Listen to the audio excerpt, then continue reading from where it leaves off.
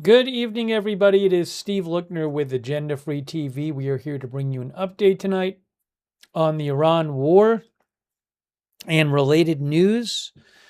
We got some reports tonight claiming that Saudi Arabia is worried about Iran-backed forces attacking it soon. I don't know if that's going to happen. We have some updates on the negotiations between Iran and Oman over the Strait of Hormuz. I don't know if the U.S. is going to go along with whatever deal Iran and Oman make. We're going to be talking about the Houthis in Saudi Arabia, the hostilities there. Taking your comments on the air.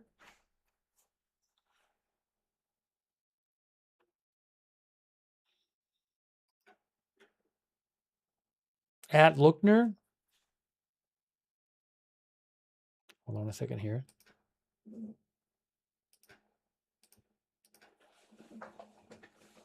So you can write to me at Lookner on X. I'll be checking the chat as well.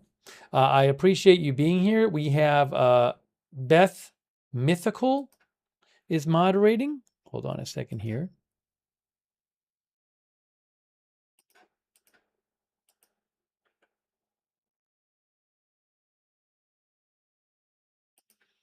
Beth Mythical is moderating. Haley Girl is moderating. Ruth is moderating over on YouTube. And Robert's May Queen. Thanks all of you for moderating. We could not have our chat without our moderators. We also have moderating Matthew Kohai 3 and Surly Dev on Twitch. Thank you so much. Linda Belk, Larry, Misha moderate for us on X. We also have moderating. Oops. Hang on a moment.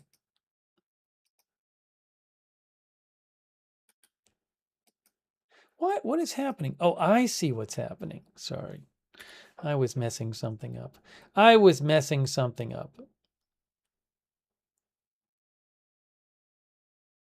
Facebook is acting weird. Facebook's acting funky right now.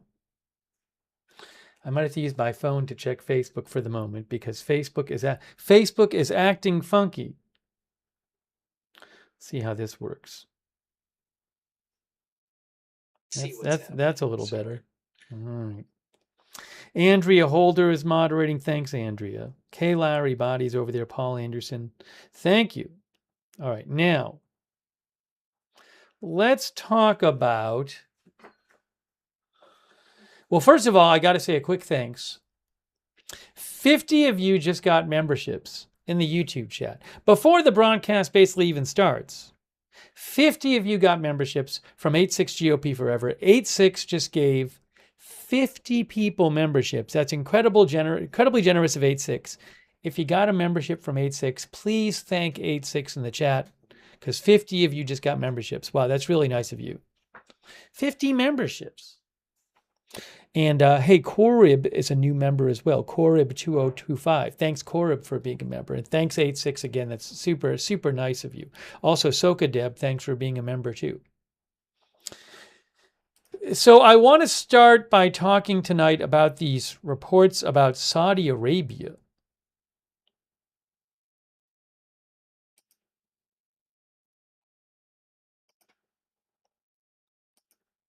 which just started coming out tonight.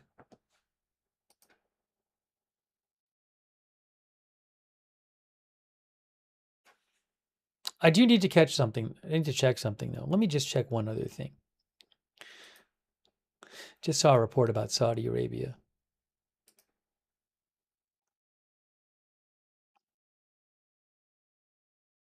There's an account I follow on Telegram called Naya, which claims that a couple of the airports in Saudi Arabia near Yemen have been closed. I don't know if that's true, because I don't even know. Right now in Saudi Arabia, it's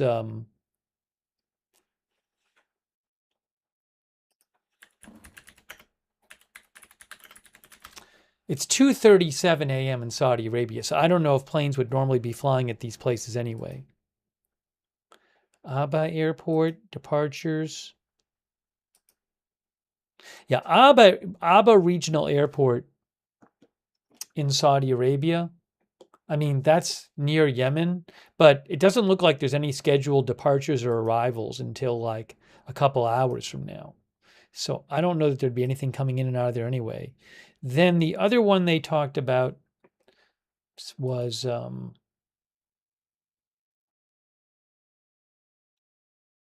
Jizan, King Abdullah Airport.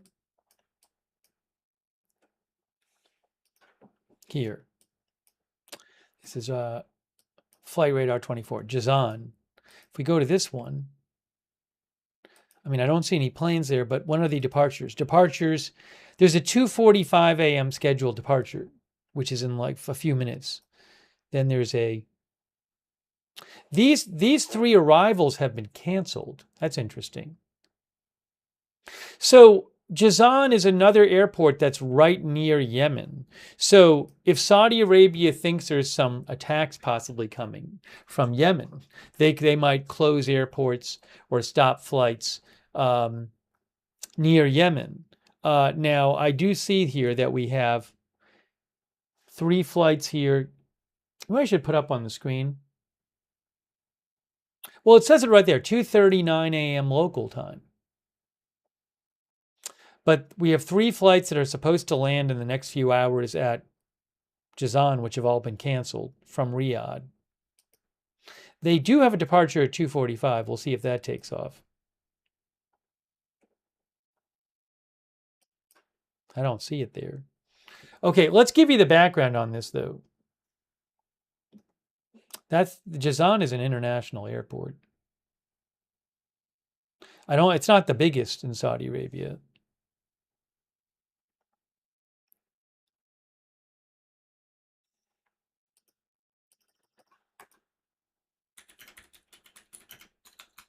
All right, let's talk about the background here.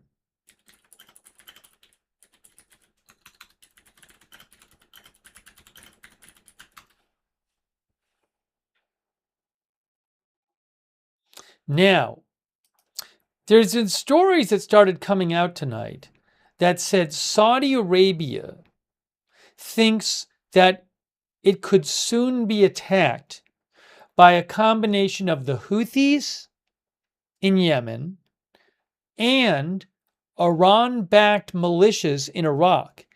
And they think that the attacks would be backed by Iran, would be coordinated by the Iranian Revolutionary Guard.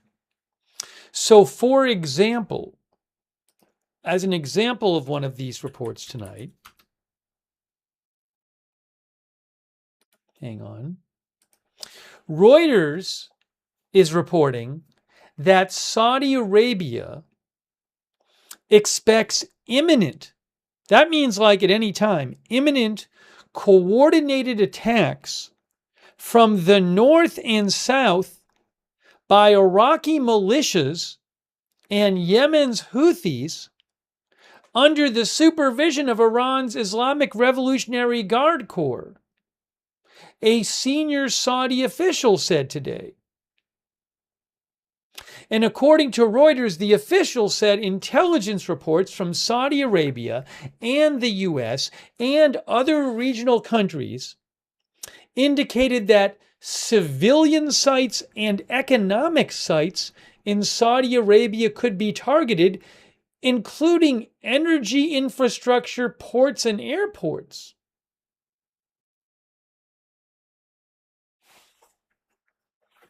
Now, Alaskan Law says why. I mean, Saudi Arabia the last few weeks and the Houthis have been going back and forth. And the Houthis are backed by Iran, but Saudi Arabia and the Houthis have this years-long conflict. And years-long hostilities. As to what the thinking would be about an Iran-directed attack on Saudi Arabia right now, I'm not sure.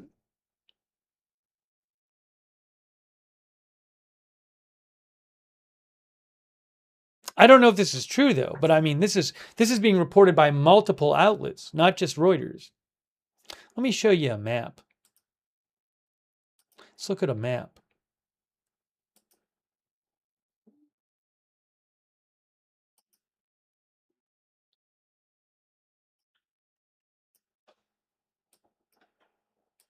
But this story just came out tonight in the last few hours.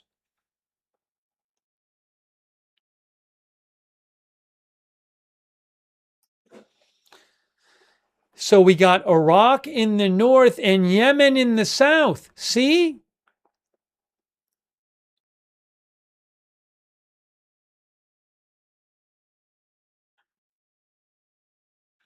Oh, give me 1 second here. The Knight's Palace says if that happened, it's so on. Give me one moment. Give me 1 moment.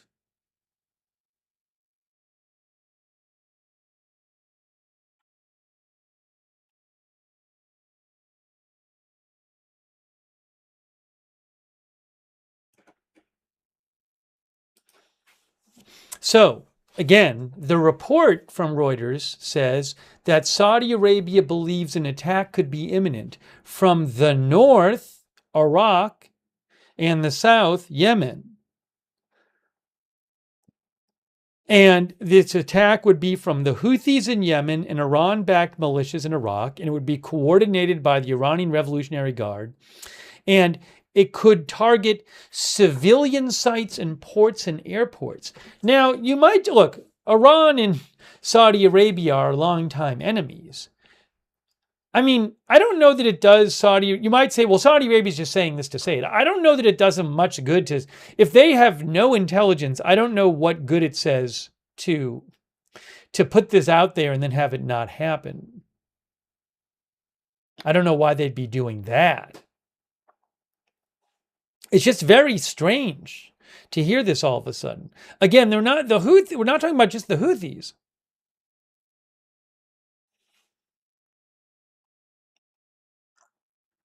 Pam BK says, very dangerous situation brewing. Cold Stone Stunner says, sounds like propaganda?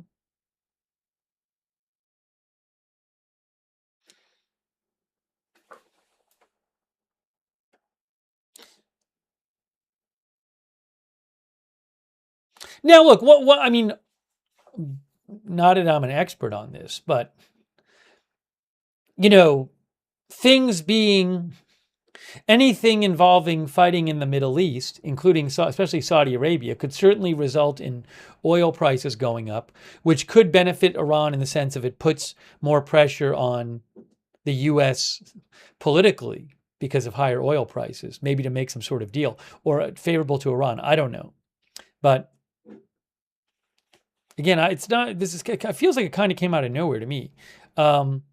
What kind of attack? I assume it would involve drones and missiles. I'll read you some more of that Reuters report. Mike's Paint Studio says KSA should be on the offensive. Kyle says almost as if we're in a World War strange. Hey, by the way, thanks so much to Gilbert DeRilbert. Thank you, Gilbert. And Gilbert shouted out the mods too. Thank you, Gilbert. I really appreciate your support. Thanks also Rita R64. And thanks Rita for shouting out the mods. Thanks, Rita. Thanks, Chris MFF834. Chris says the powder keg is getting ready to go boom. Thanks, James Oakes, our member, who says, I think NATO would have no choice but to intervene. Now, Saudi Arabia is not a NATO country, but you mean you think some countries would intervene? Some NATO countries. Thanks, KCEDLL, for being a member too. All right, so let's talk a little more about this report, these reports coming out tonight. Very strange to me. I got to keep my eye on updates as well. Oh, we should also mention something else we might find out during the stream. Iran claims it fired a couple of, my guess is missiles, hours ago in the Strait of Hormuz, but they never said what it was about. They said they fired at the enemy, I believe. So we got to keep an eye on that. We'll talk about that.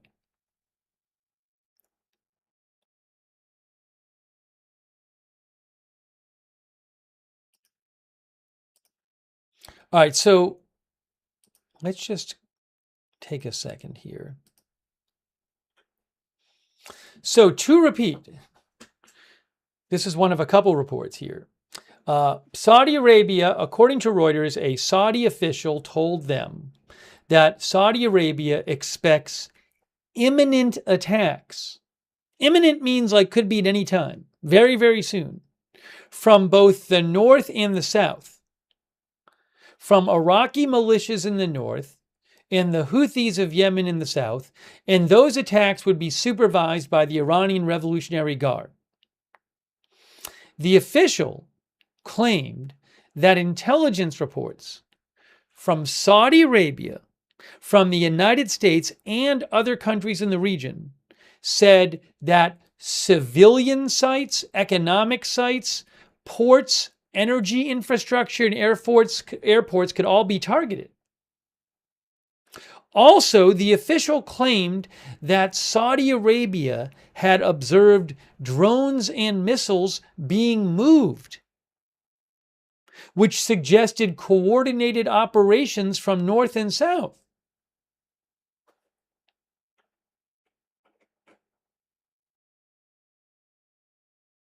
Oh, so the official said that the planned attacks could be intended to disrupt diplomacy. The official claims that Saudi Arabia is pursuing a negotiated settlement. I don't know.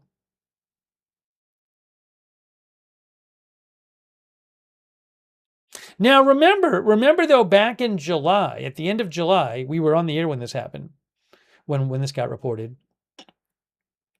Saudi Arabia and the U.S. together carried out strikes on Iran-backed forces in Iraq after Saudi Arabia said these Iran-backed forces in Iraq carried out drone attacks on Saudi oil facilities. And then back then, the Iraqi militias said they would respond to Saudi Arabia for that. Maybe this could be the response. Reuters also points out that tensions have risen between Saudi Arabia and the Houthis in recent weeks.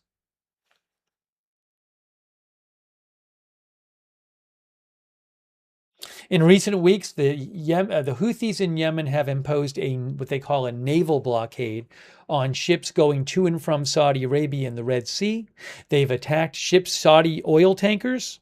They have also launched attacks on other targets in Saudi Arabia.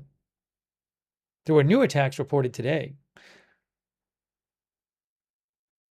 And Saudi Arabia has launched strikes in return on sites in Yemen, Houthi sites.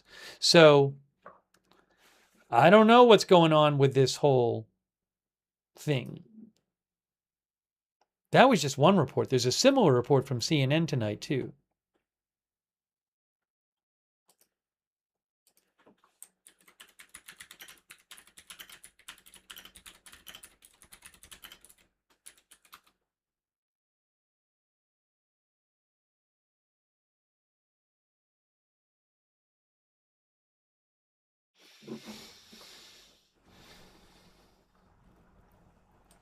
take some more comments from you guys. Give me 2 seconds here. I need 2 seconds.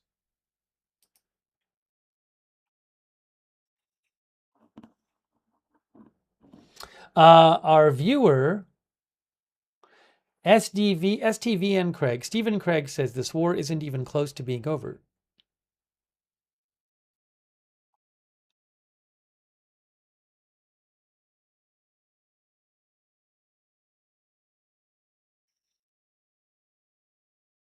The bearded Texan says, I think the Jordanians and Kuwaitis will help the Saudis if they get overwhelmed. Salbo says this just goes on and on. Hold on a second here.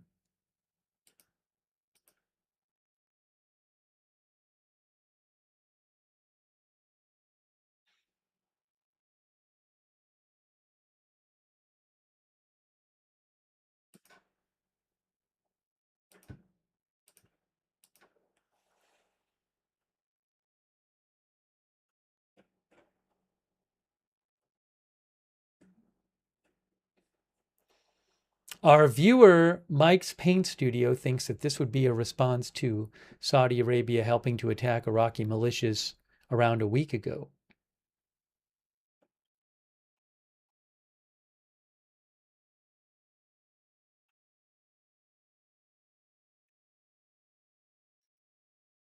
Darcy Do That says Iran just wants war with all their neighbors.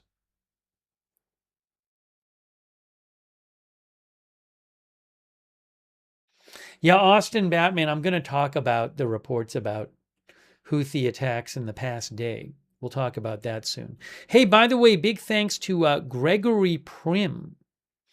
Gregory, that is very generous, very kind of you. I really appreciate your support. Gregory Prim, thank you, Gregory. Thanks for your nice note, too. Also, John ZY2K, who says, is Iran targeting oil infrastructure? Well, no attack has happened yet.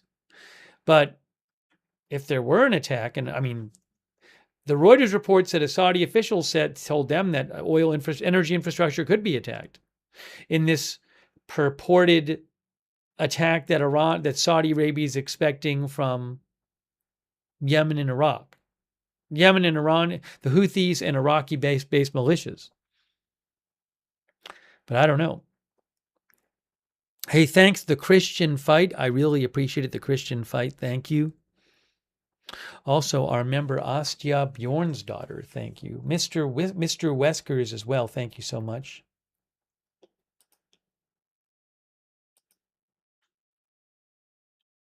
Also, Andy and Austin on Twitch. Sick Callie on Twitch. Thanks for subscribing. Mr. Mac 56. Thanks for subscribing.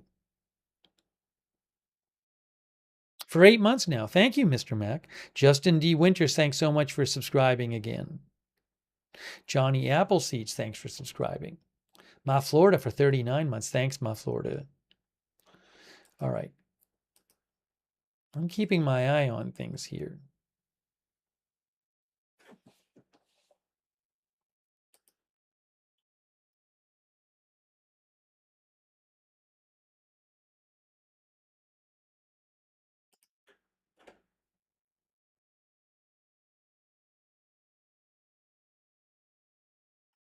So in addition to that Reuters report, CNN has a similar report. CNN has a headline right now that says, Saudi Arabia braces for attacks on ports and airports by Iraqi militias working with Iran-backed Houthis. It sounds like CNN and Reuters talked to the same Saudi official. That's what it sounds like.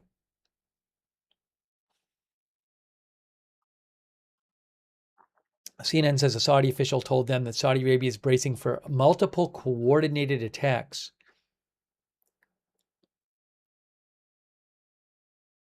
In the very near future,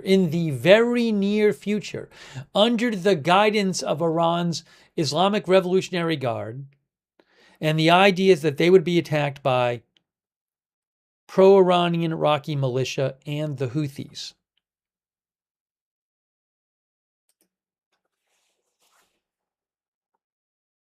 Yemen's Houthis.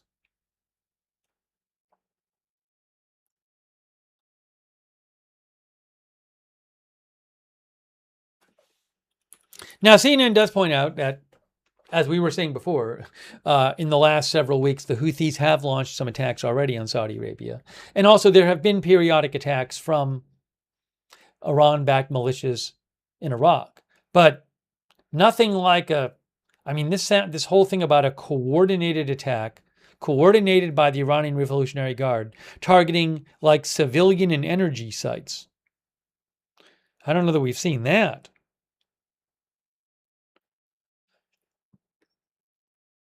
CNN said that the Saudi official expressed alarm.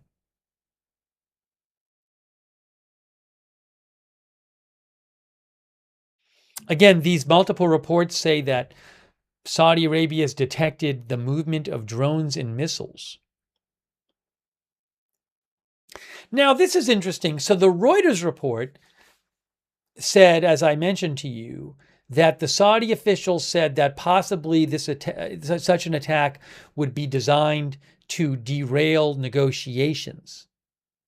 You know, it's looking like maybe, I don't want to get too ahead of myself and too ahead of actual things, but it's looking like maybe, there's certainly supposedly negotiations going on. There hasn't been fighting in a little bit in Iran, in a week or two, but a Saudi official told Reuters that he thought maybe that such an attack would be meant to derail negotiations. So the CNN article, which very well might be based on them talking to the exact same Saudi official, says that the Saudi official said that the planned attacks were intended to derail the progress in negotiations, but also said that the attacks like this could indicate a power struggle in Iran. That's an interesting thought. The thought would be that maybe, I guess, if I'm getting this right, that maybe some in Iran, like hardliners, don't like this negotiating stuff that's going on. And namely the Revolutionary Guard, and might say, well, if you you non-hardliners in the government, if you keep up with these negotiations, we're going to start doing military stuff to sink the negotiations. I don't know that that's what's happening. It's an interesting thought.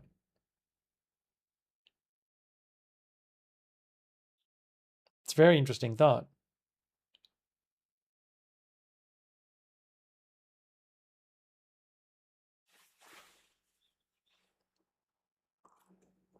Rick Sanchez says IRGC doesn't think with brain.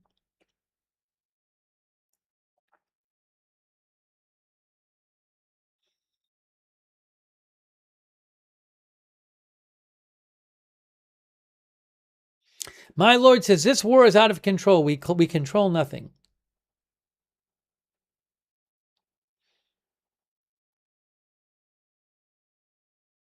This would obviously be a really big deal if this happened. I have no idea if it will.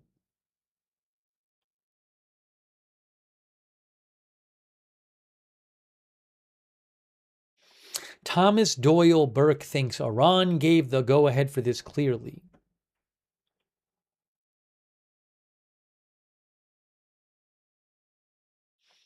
PB Andre says, sounds pretty serious.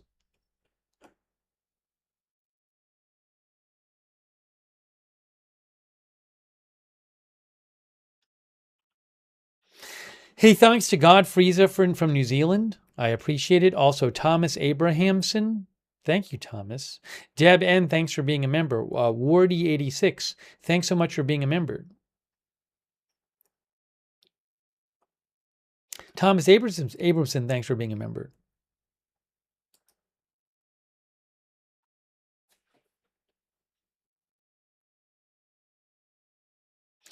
What is this?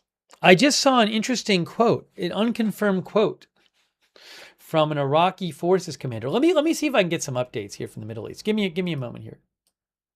Hold on. Just give me. I got to look at a couple things. I got to pull up a couple things on the screen here. So just bear with me for a second.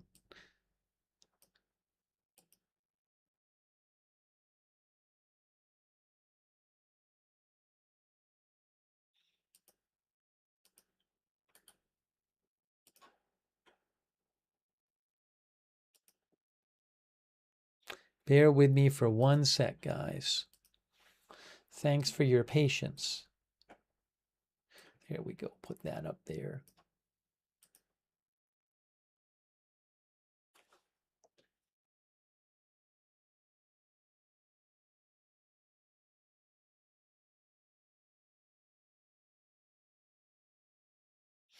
Okay, so Al Arabiya reports, this is from 4 minutes ago.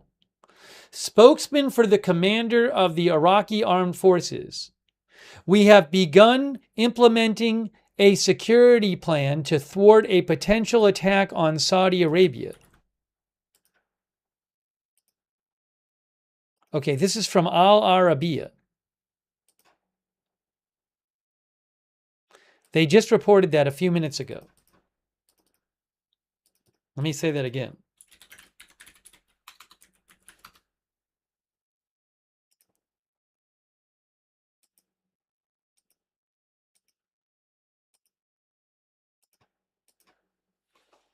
Al Arabiya, spokesman for the commander of the Iraqi armed forces. We have begun implementing a security plan to thwart a potential attack on Saudi Arabia. I assume the Iraqi armed forces are not the Iran-backed militias in Iraq.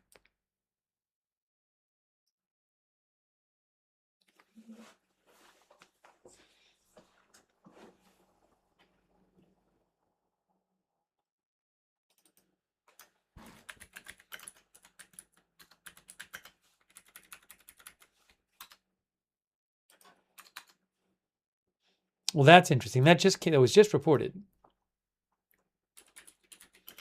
Saudi Arabia time is 3:04 a.m., by the way. Just do something real quick.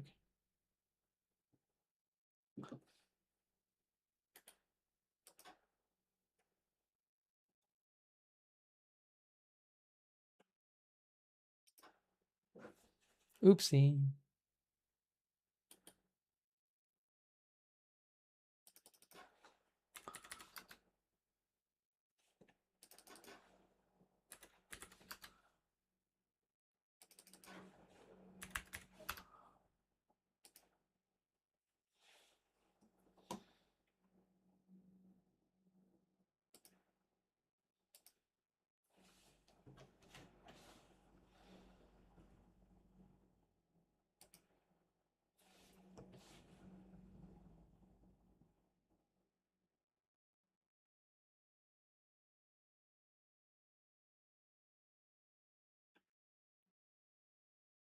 All right, we're going to have to keep an eye on this. See if anything develops.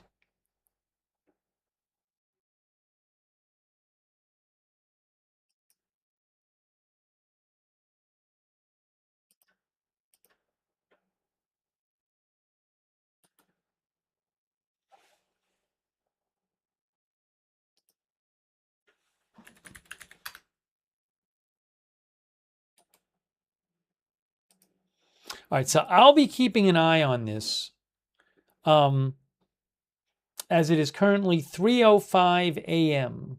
Saudi Arabia time.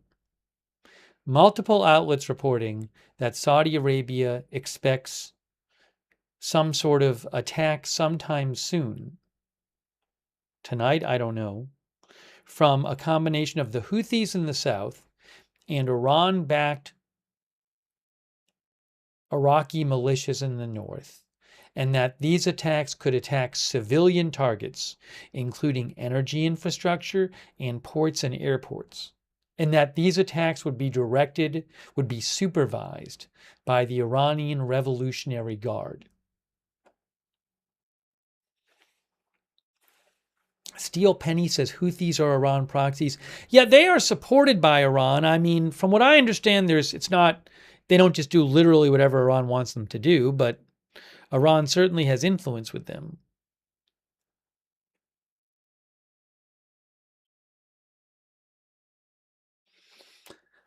Quick Sugar Plum says, shouldn't Saudi Arabia be more than able to repel attacks on their own? They've bought hundreds of billions of dollars of military equipment from the U.S.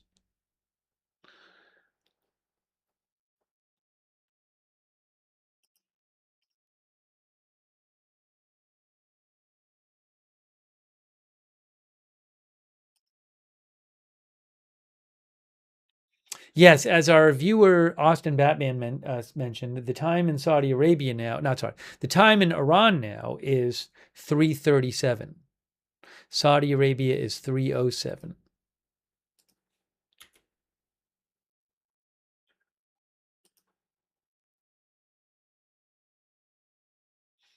Star Sauce says the Saudi-backed tribes are surrounding the capital of Sana'a, Yemen, which the Houthis control. That's why this attack is expected. Well, I'm going to talk about this. So there were attacks today. The Houthis earlier today, said they carried out attacks on Saudi-backed forces who were gathering. Remember, there's still this civil war going on in Yemen versus the Saudi-backed government versus the Houthi rebels. So yes, the Houthis claim that Saudi forces have been amassing, but I don't know why that. I mean, remember that's been going on for years. The conflict between the civil war in Yemen's been going on for years. So I'm not sure why that would lead to an Iran-directed attack on Saudi Arabia, directed by the Revolutionary Guard and involving the Iraqi militia. I don't know.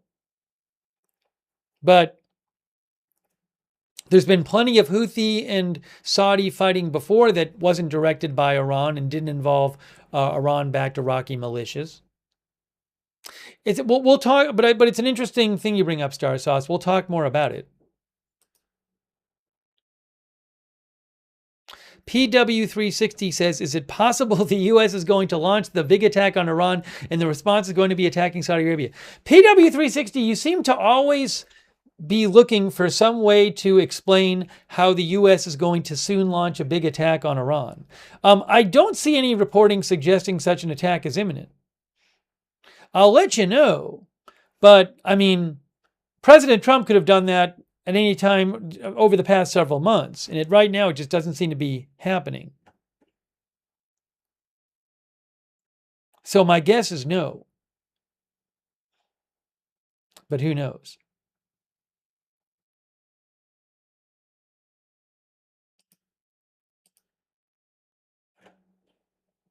So let me show you a couple things about what's going on between the Houthis and Saudi Arabia, as some it's kind of confusing to me, but some possible background to all this.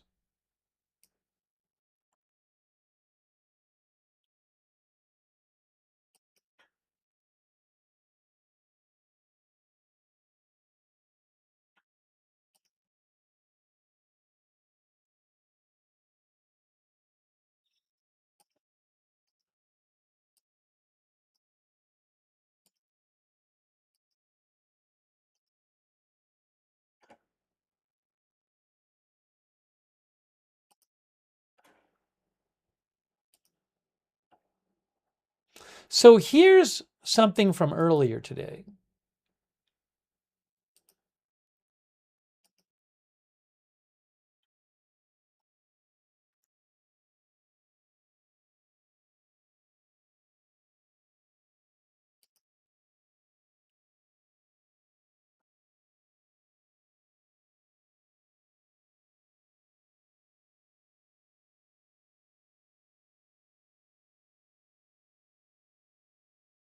Here, let me put this on the screen for you. Let me put this on the screen for you.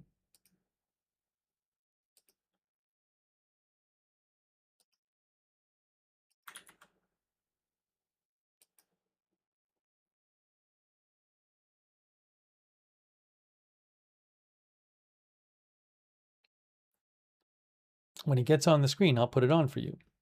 There it is. I got it. Okay, here is this announcement from the Houthis earlier today that they made.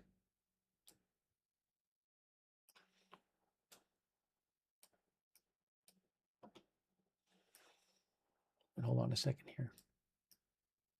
What I'll do is make it bigger that way. Okay, what you can see is This is from the Houthis. They said earlier today, in its continued aggression and siege against our dear Yemeni people for nearly 12 years, the criminal Saudi enemy has directed large Saudi military buildups in their final stages aimed at escalating the attacks on the liberated provinces of Yemen and the Yemeni people to deter them from their stance on ending the unjust Saudi siege. Therefore, our Houthi armed forces carried out a large-scale and qualitative military operation targeting the Saudi enemy's buildups in these areas of Saudi Arabia, I believe near Yemen, like Ruwayk, Al-Aber. No, I'm sorry. These are parts of Yemen that are near Saudi Arabia. Sorry, that's what I meant to say. So he's saying that Saudi-backed forces were building up to attack the Houthis in certain parts of Yemen. They were building up. And the Houthis don't control all of Yemen. They control some of Yemen. So they say that our Houthi forces, carried out a large-scale and qualitative military operation targeting the Saudi enemy's buildups in the areas of Yemen, Ruwayk, Al-Aber, Al-Thaniya, and other camps belonging to the so-called 1st and 3rd Emergency Divisions with a large number of ballistic missiles and drones. The results of the operation were as follows. They claim of hundreds of Saudi enemy mercenaries were killed and wounded. I have no idea if any of this is true. So they claimed that they killed hundreds of Saudis who I guess had been sent to Yemen to fight against the Houthis. Okay. And they also said a large number of Saudi enemy camps, troop concentrations, depots, and weapons were destroyed and burned in the Al-Wadiya area in the east of the country. Also, they claimed a large number of military vehicles present in the targeted camps were destroyed. And they also said the Yemeni armed forces, the Houthis, warn the criminal Saudi enemy against any folly it commits against our country and our people, and it will bear the consequences of any escalation.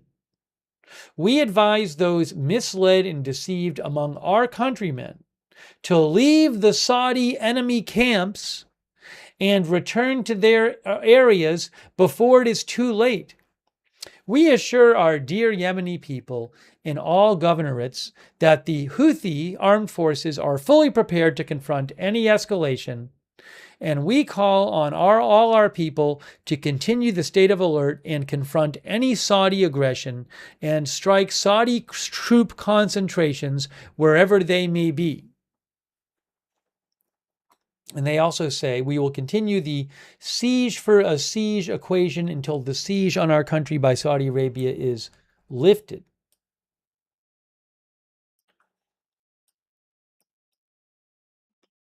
So they said that they carried out attacks on Saudi-backed forces. It's a little confusing. It kind of seems like they're saying that there were forces in Yemen backed by the Saudis, including Saudi mercenaries and also some people from Yemen, who were building up, getting ready to attack the Houthis, and they said, we attack them.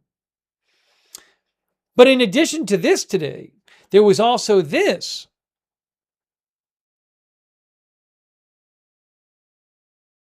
Look at what Saudi Arabia announced today. This.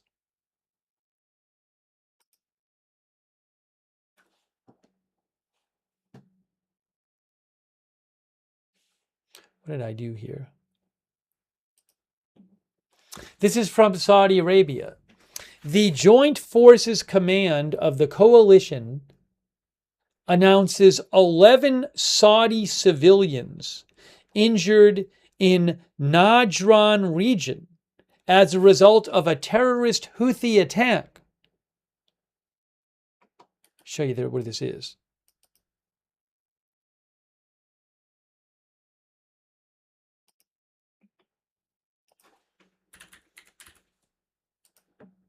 So this is in Saudi Arabia, but it's close to Yemen, Najran. That's a city in Saudi Arabia, but again, it's close to the border with Yemen.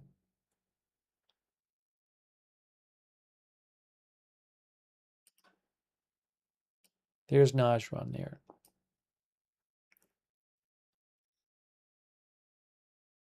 And by the way, in that announcement, just to clarify here, in that announcement earlier, where the Houthis said they had attacked some Saudi-backed forces today, those locations they had said were, oh, hold on a second, I got to do it this way. The locations they had cited were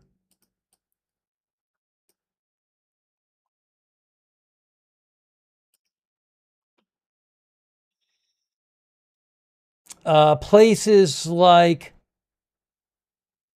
Ruwayk. Is that going to come up here? Ruwayk, Yemen. There's Ruwayk is there. Ruwayk, Marib. Ruwayk in Yemen. That's in Yemen. Also, they said Al-Abr. I don't necessarily see an Al-Abr. Maybe it's spelled differently. They said Al-Taniya, Yemen. That doesn't seem to be coming up. Anyways, I don't want to get lost on all that. Al-Taniya is an area in Yemen, by the way.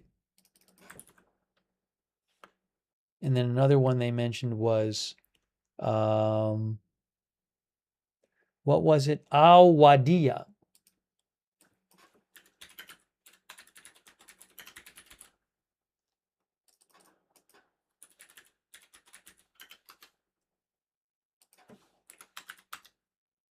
Yeah, Al-Wadiya is... Oh, now Al-Wadiya is in... Okay, I see here. All right, I was confused before. Al-Wadiya, I believe, is in Najran province. I see. Well, there's also a Yemen. There's Al-Wadiya land port, Yemen. Okay, anyways. So... let me just go back to what I was just talking about here. Al-Wadiya, Saudi Arabia is right across. I think there maybe is both. There's Al-Wadiya, Saudi Arabia, and then there's Al-Wadiya land port in Yemen, right on the border. Anyways, that being said, and remember, I'm mentioning this because the Houthis said that as part of their attacks earlier today that they announced, they said that a large number of Saudi enemy camps, troop concentrations, depots, and weapons were destroyed and burned in the Al-Wadiya area in the east of the country. I don't know if they mean in Yemen or Saudi Arabia. Anyways, just to get back to what I was saying before, Saudi Arabia said that 11 civilians were injured in Najran region, which is in southern Saudi Arabia near Yemen. 11 civilians have been injured in Najran region, 7 of which were Saudi nationals, including a woman and a 4-year-old child who has sustained second-degree burns, 1 Yemeni, 2 Egyptians, and 1 Pakistani expat as a result of the terrorist Houthi attacks today.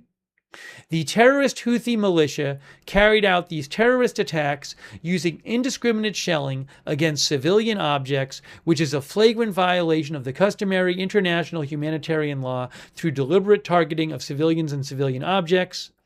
And then at the bottom there, you'll see it here, it says, the Joint Forces Command of the coalition will continue to undertake all deterrent measures against these terrorist aggressions in protection of civilians.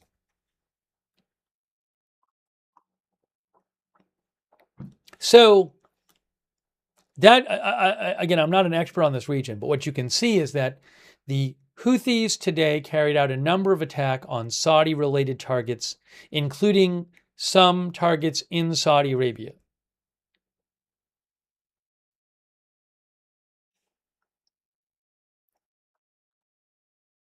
And I believe AP mentioned this too.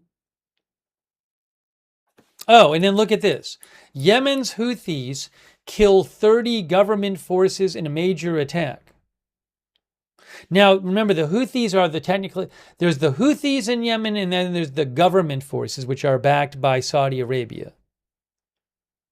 and they each control part of Yemen. Yemen's Houthi rebels attacked government forces in 2 provinces today, killing at least 30 troops and wounding 50 others, according to the Yemen government. That's not the Houthis. The officials spoke on condition of anonymity because they were not authorized to brief reporters. The attacks mark a major escalation since a truce in 2022 largely halted fighting. Remember, the Yemen government forces are backed by Saudi Arabia. The civil war pits the Iran-backed Houthis against a Saudi-led coalition allied with Yemen's internationally recognized government. Yemen has been embroiled in a civil war since 2014, when the Houthis seized the capital Sana'a and much of northern Yemen. The Saudi-led coalition intervened the following year.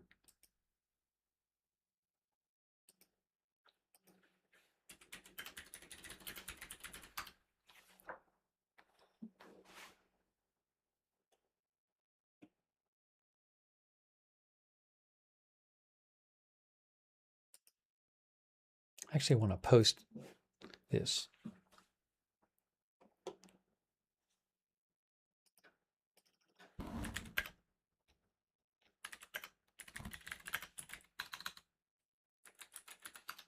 Give me a moment.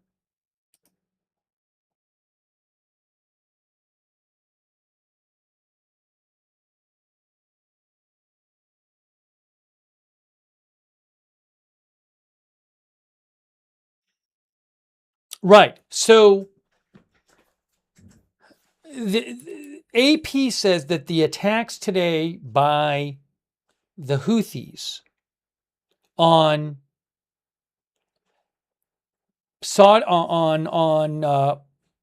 Narjan, which is in Saudi Arabia near the Yemeni border, and on Saudi-backed forces in Yemen are the latest major escalation since a de facto truce in Yemen since 2022 came into effect. But in the last few weeks, that truce seems to be not really in effect because there's a bunch of fighting between Saudi Arabia and Houthis now.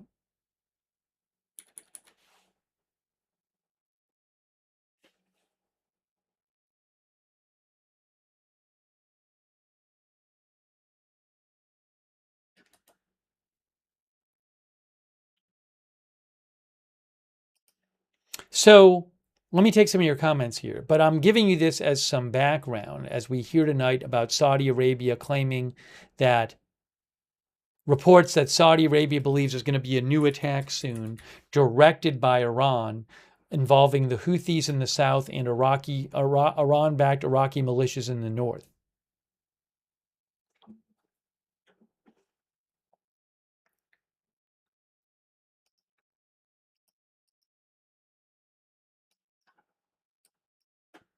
All right, let me take some of your comments. All right, I know it's complex.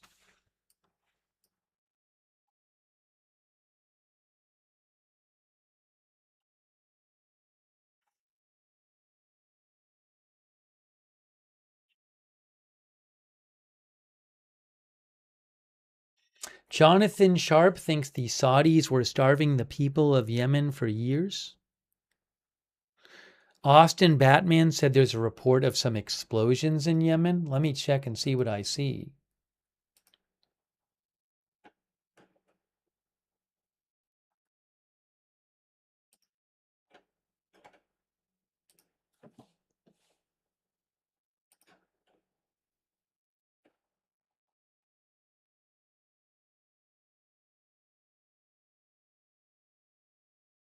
Oh, this is interesting. I just saw something.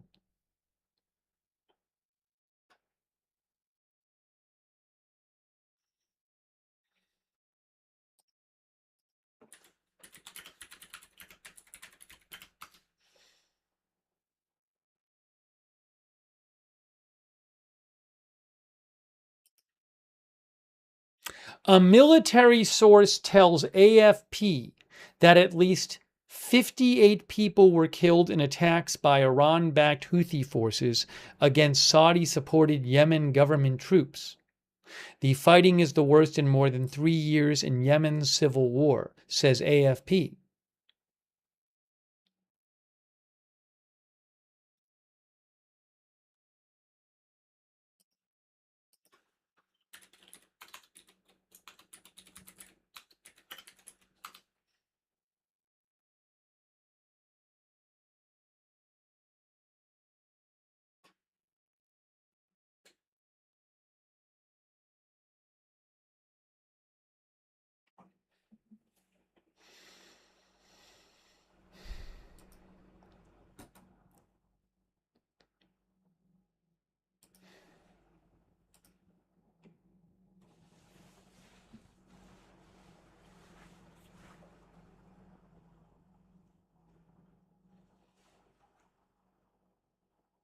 Phoenix 8 Rising thinks the Houthis targeting Saudi civilians war crimes. Now, you might say, Steve, why are you talking about the Houthis fighting in Yemen, fighting with Saudi Arabia? I thought this was about the Iran war. Well, these things can get tied up with each other. First of all, the Houthis in Yemen are backed by Iran. Second of all, Saudi Arabia, according to CNN and Reuters, Saudi Arabia is claiming that a Saudi official claims that they're expecting an attack soon from the Houthis and Iran-backed militias in Iraq, which is combined from the north and south, which is directed by the Iranian Revolutionary Guard. Also, if Saudi Arabia and the Houthis are fighting, and that could have a significant impact on oil prices, which could also have a significant impact on the Iran war.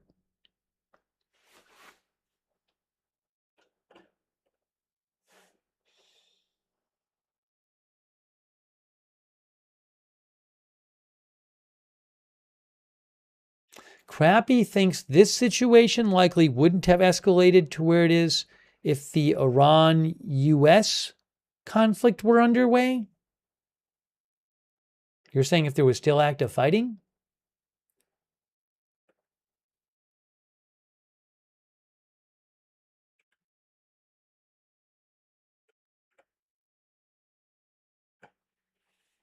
Hey, thanks to Crypto King. Crypto King says, is it true that the USA is running out of bombs? We talked about that bunch on the stream yesterday. Maybe we can talk about it some later. There have been some reports claiming that the US has been running low on certain kind of munitions. The Trump administration denies it. That's really the best I can tell you. There are a number of reports claiming it's true that for certain types of munitions, but the Trump administration has denied it. Thank you so much, Crypto King. I really appreciate it.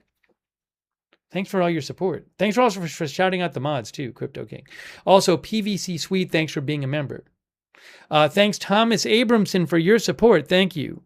Just Ducky, thanks for being a member. Just Ducky says, is Saudi Arabia claiming that there's going to be an attack on them an excuse for a preemptive strike?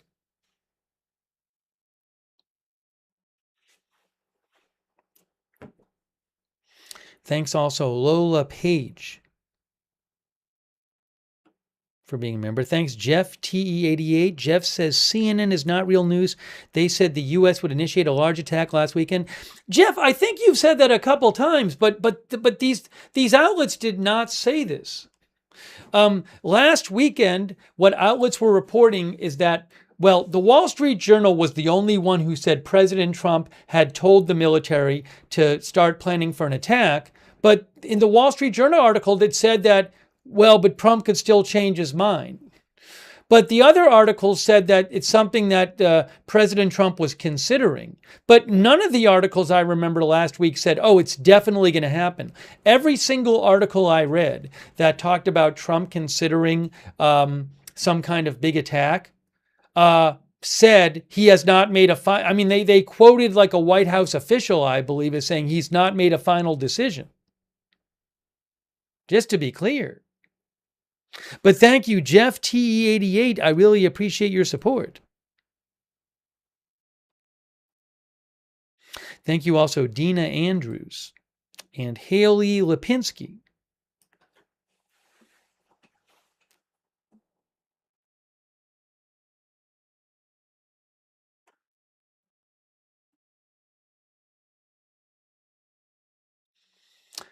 Occupy 49er says, why are people so war hungry? Milaka says, Houthi goal is to end 12 years blockade by Saudi that is killing its people.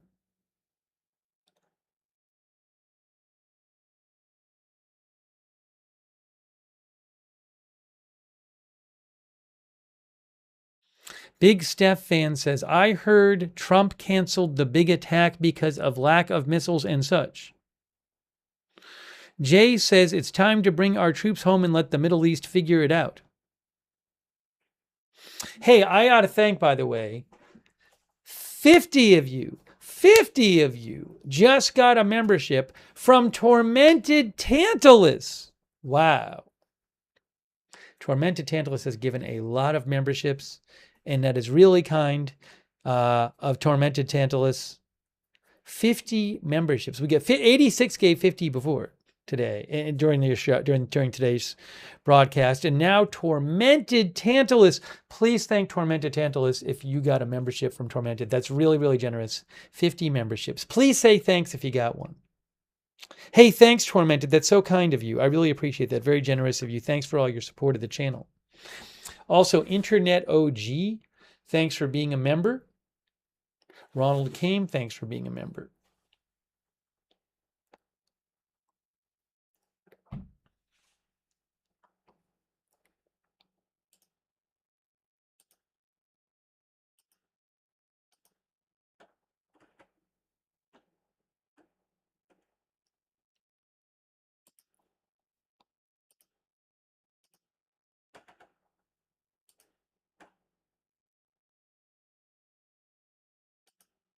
We're going to talk more about the Houthis. It's a whole thing going on with them in Saudi Arabia, which, again, that in itself has been going on for a while, but the Houthis are also backed by Iran.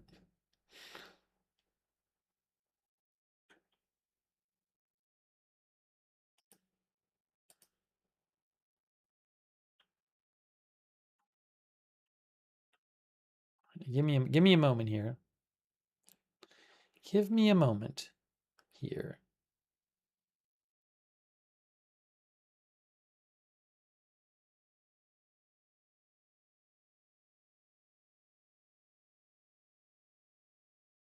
I do want to mention this thing that Iran state media said today. Well, a couple things Iran state media said today. One is about supposedly Iran firing into the Strait of Hormuz.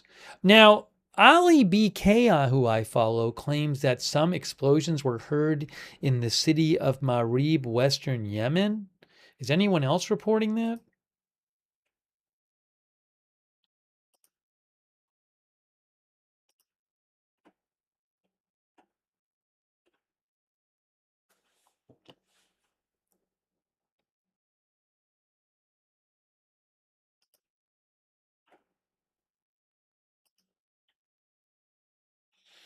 Let me see if I can find anything more about that.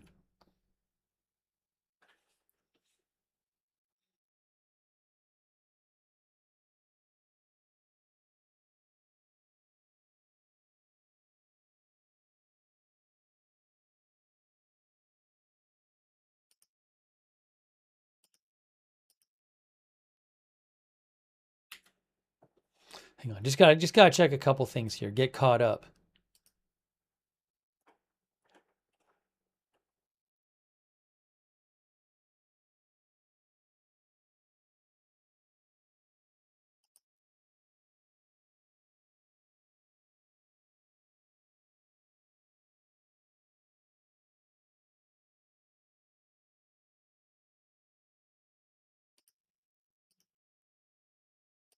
Hey, thanks to by the way, thanks so much to our moderators who are here. I really appreciate it. Ruth is moderating right now. Thank you, Ruth. Roberts May Queen, Beth Mythical, Haley Girl over on YouTube. I really, really appreciate that. On Twitch, we have our moderators. Matthew Kohai 3, Flux Eternus, and Surly Dev. Thank you. Linda Belk, Larry, Misha over on X. Is Facebook still acting weird? Why is Facebook doing this? What is going on with Facebook right now? It's just like doesn't work. Hold on a second here. Man, now it's working. Okay. Sort of. Sort of working.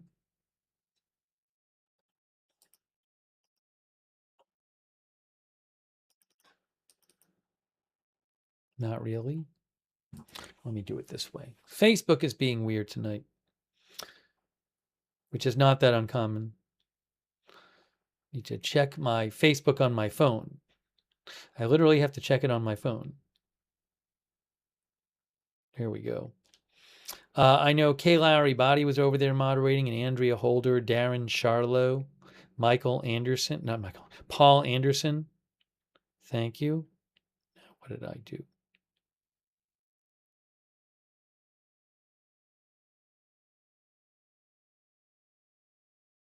Thank you.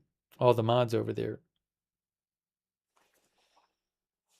Also, thanks on Twitch to Kindra Fox. Thanks so much, Kindra Fox, for your support. Very much appreciated. Graybeard Games has been subscribing for 23 months. Thanks, Graybeard Games on Twitch.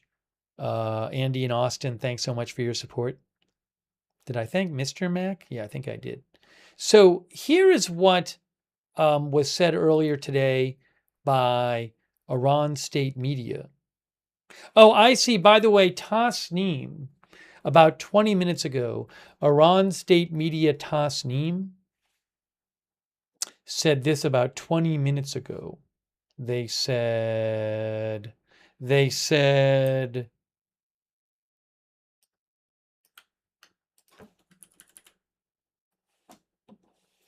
Yemeni sources reported several explosions in the city of Marib, central Yemen. Now, a question I have is Marib Houthi or Saudi-backed government? No, Marib is held by the Saudi-backed Yemeni government. So that's not Houthi territory in Yemen. Let me show you where that is. Marib, right there. Oops, you can't see it. You'll see it now. Marib is here. I can actually pull up here a map to show you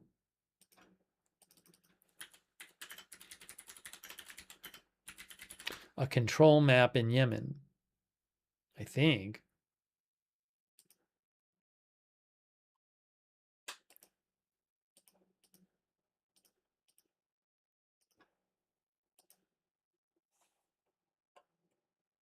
Here, I got it. This is from Congressional Research Service. So check it out. There's Yemen, and then the dark yellow area is Houthi control. There's Saudi Arabia to the north. There's the Red Sea. There's the Bab al-Mandeb Strait.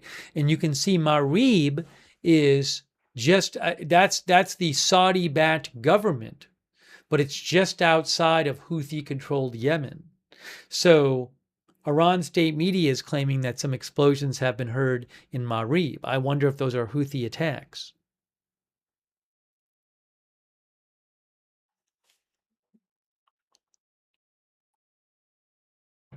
So something to keep an eye on.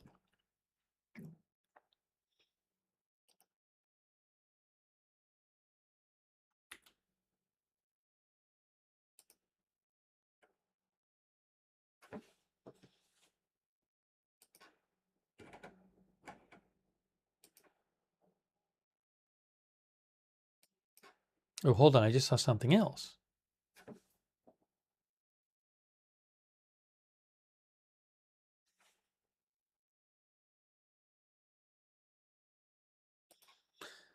Okay, here is what Iran State Media said about today.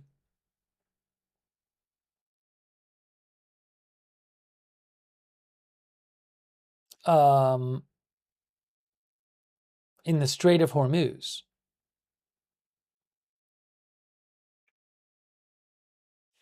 Check this out.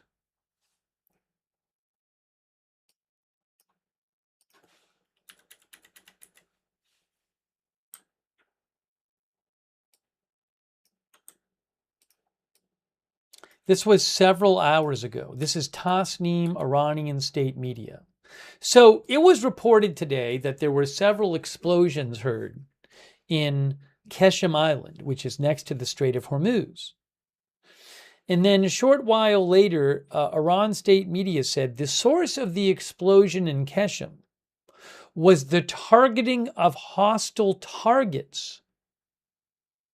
Informed sources said the reason for the sound of the two explosions heard in Keshem at around 9:40 p.m. their time, which would be about 6.5 hours ago or so. The date is just wrong because of the translation, but that's from today. The source was due to countering hostile enemy targets at the entrance of the Strait of Hormuz. According to these informed sources, the achievements of this naval confrontation will be made known to everyone in the coming hours. Now, I don't know, they haven't said anything since then, Iranian state media. So I don't know what this is about. They're not saying they're attacking ships, which they have done. They've attacked, ships trying to go through the Strait of Hormuz, non-commercial ships. That doesn't seem to be what they're saying here.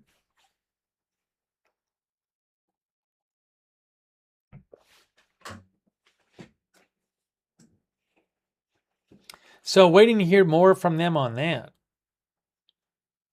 Transport says the targeting of targets indeed.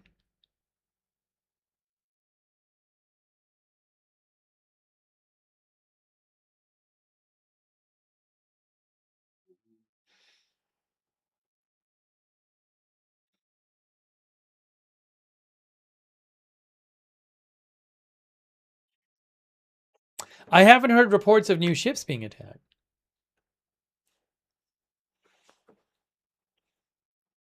CENTCOM hasn't said they carried out new attacks.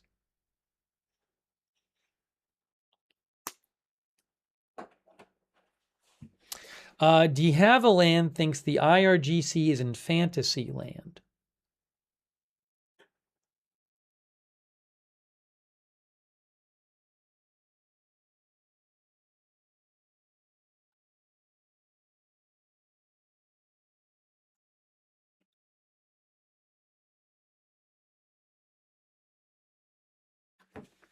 Phoenix Rising, 8 Rising says, how is the Houthis injuring 11 people going to help them? Pointless action, just aggravating the situation. The date is off, I think, because it's probably a Persian calendar date that gets mistranslated into English. That's why I think it says 2021. That's, as I said, the date is actually, that's from today, but the date gets mistranslated. That happens a lot, I think, because they'll post the date from the Persian calendar, and it tries to put it into the US calendar, and it ends up being messed up.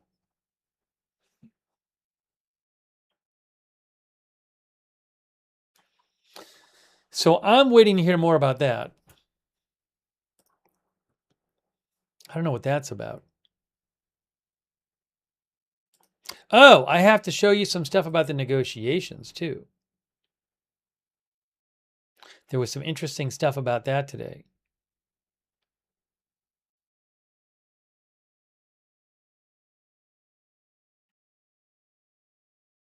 Let me show you.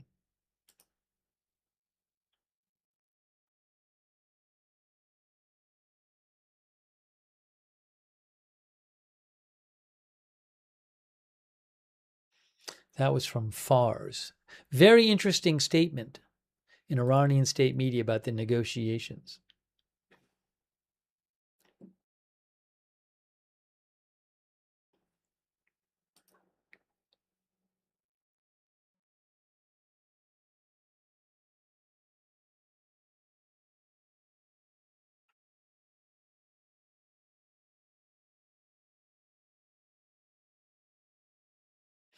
Oh, where is this? Hang on one more second here.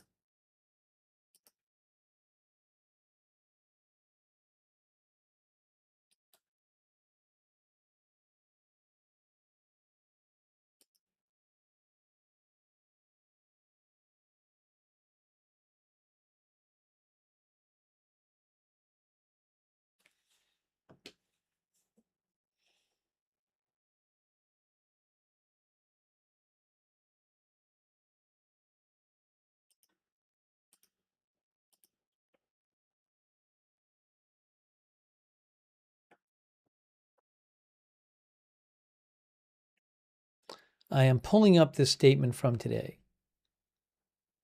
I found it. I found the statement. Hey, by the way, thanks so much to our subscribers on Twitch, people like Kindra Fox and Trav Rake, My Mind Spray, Simp Nasty Scrimp, Zing Dingaling, Grant 74P, Midtown Mike,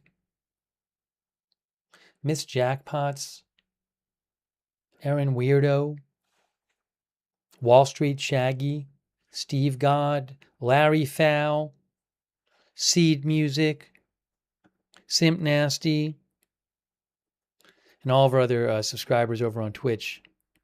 Appreciate it. And also, I want to shout out some of our members over there on YouTube.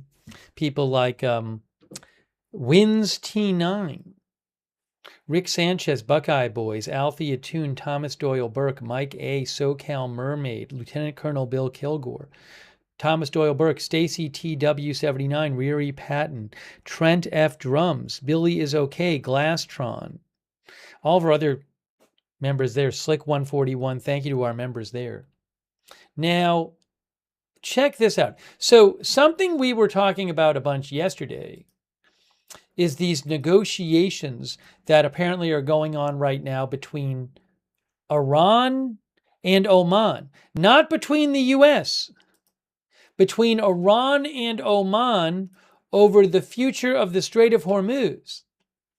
Yes, Iran and Oman. Oh, you know what I'll put on the screen now? I'll put marine traffic from the ship tracking and marine analytics provider, marinetraffic.com. So there is the Strait of Hormuz there. But remember, Iran's up here, and then this here is part of Oman. That piece of land right there. It's an enclave. The rest of Oman is down here. But so Iran and Oman are talking about the Strait of Hormuz. They're talking about how to agree on the future of the Strait of Hormuz. I don't know that the U.S. will go along with it. But I wanted to show you. See, Rowley says, even if Oman and Iran agree on the Strait of Hormuz, how would they deal with the U.S. blockade? Well, that's the thing. It's like they're negotiating, but they're not negotiating with the U.S. So I don't know how this is going to all play out. It's confusing. But at the same time, here is what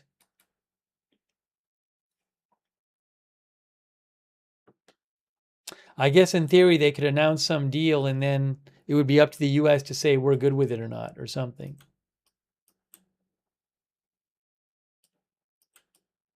So this is from Fars State Media.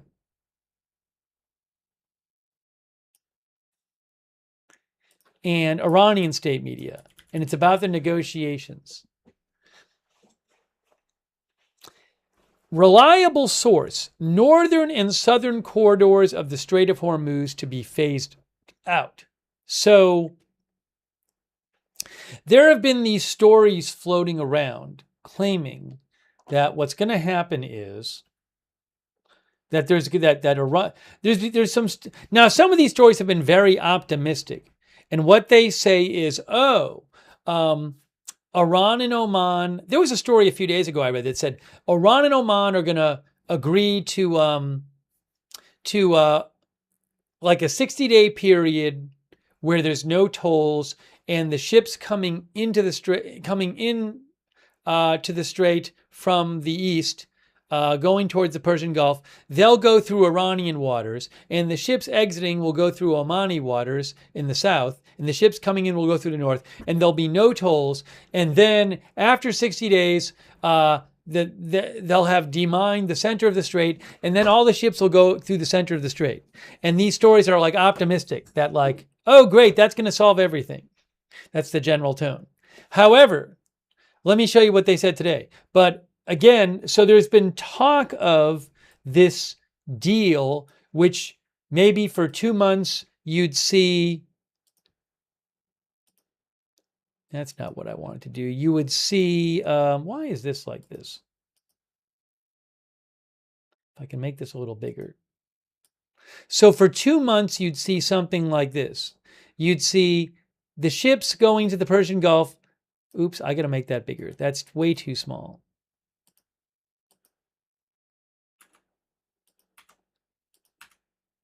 The ships going into the Gulf would go this way.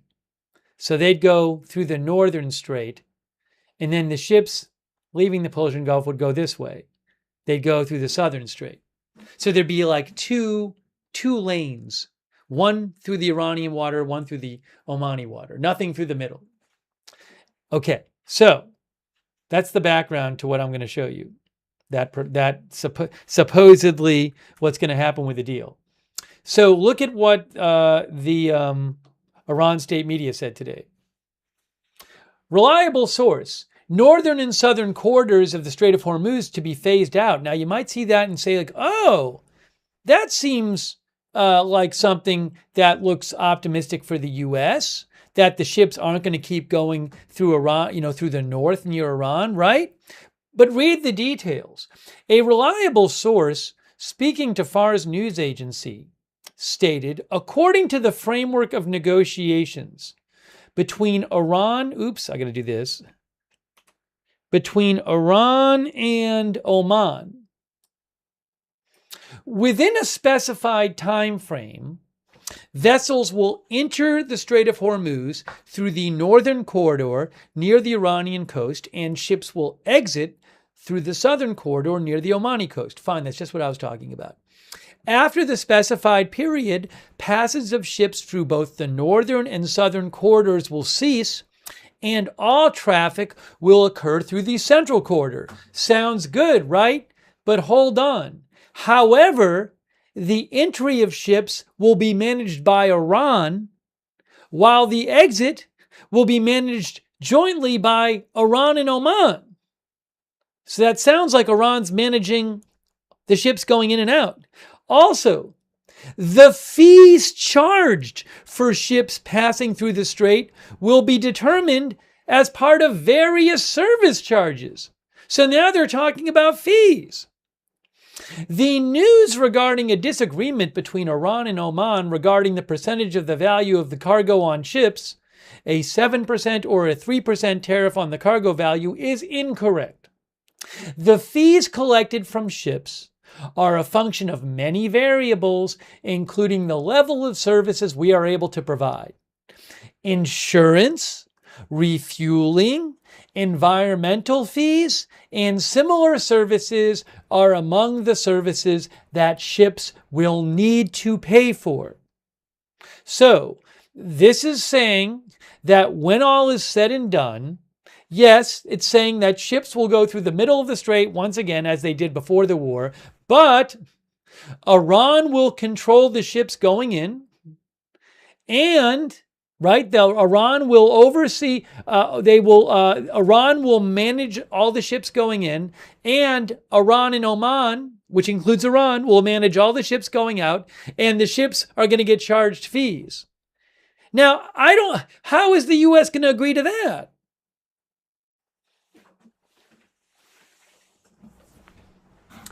Wynn says, if you call now, we will add a second at no cost. Jody Scott says, this is insane. Dad Cruz says, fee. Speed Wiener says, sounds good to me. So this is what I don't understand. I mean, I've seen articles claiming like, negotiations are going on. President Trump said there could be a deal soon. I don't see how these negotiations get closer to a deal that the U.S. can accept unless President Trump's going to just change his tune and say, oh, okay, I guess they can charge fees. I mean, this doesn't sound like anything the Trump administration is going to agree to. Union Voice says, woo, great victory for the USA. But by the way, these kind of demands have been made by Iran for months. This is not surprising. This is not something new. But, this is what was in state media today.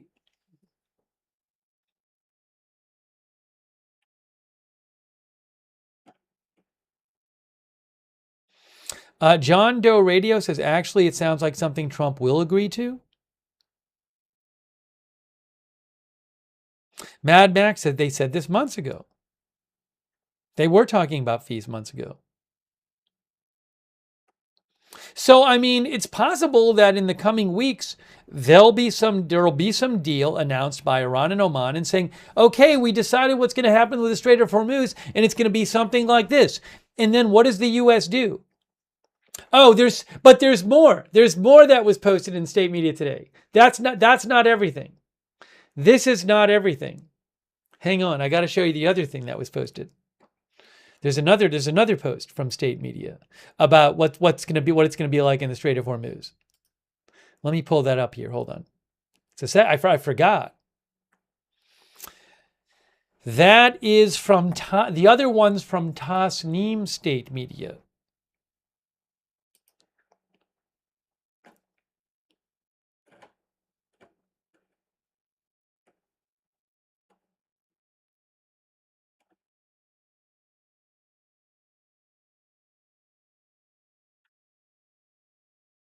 Here it is. This is from Tasnim state media. Okay.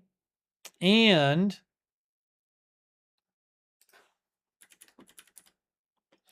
details of the initial text of the strategic plan for managing the Strait of Hormuz. We'll get to this in a second. Gary Strong says, art of the deal. Hey, by the way, please thank Tormented Tantalus. Just gave 50 more memberships.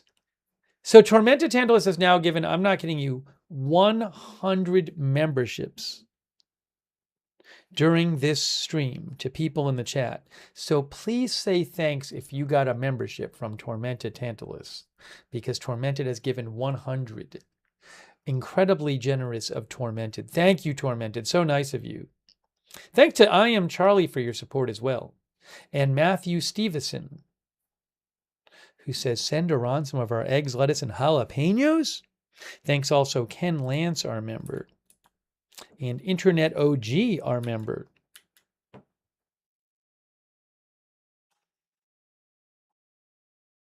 Yeah, AG Chance says U.S. won't be allowed passage. We're going to get to that in a second.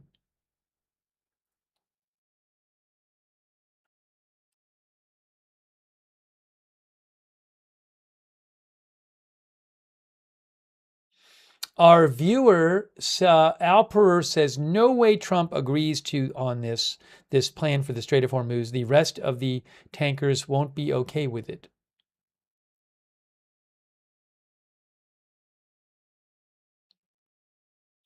James Adams says, Iran is smoking too much hash.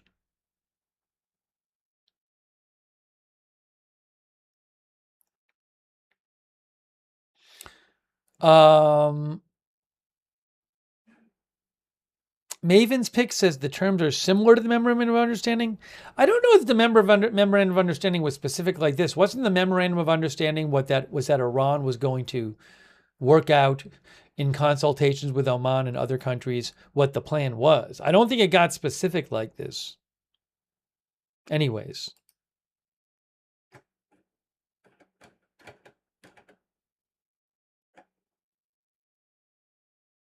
I would have to go back and look. But before doing, if we maybe we'll do that later, but before that, let's look at let's look at this report from today. What did I do here? From Tasnim that I haven't shown you yet.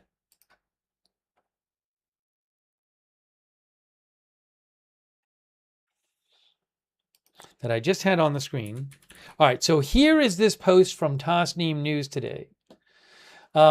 Details of the initial text of the strategic plan for managing the Strait of Hormuz.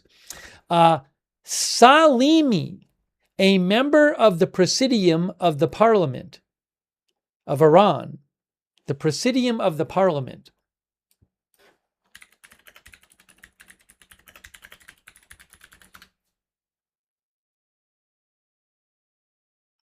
that is from what I'm seeing online, this is it basically manages the parliament. This manages the scheduling and does oversight of the parliament. I'm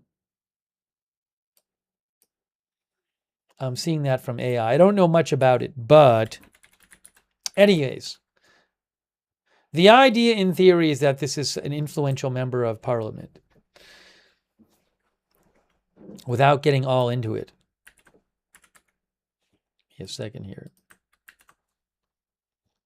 Why is this happening? Why is this happening?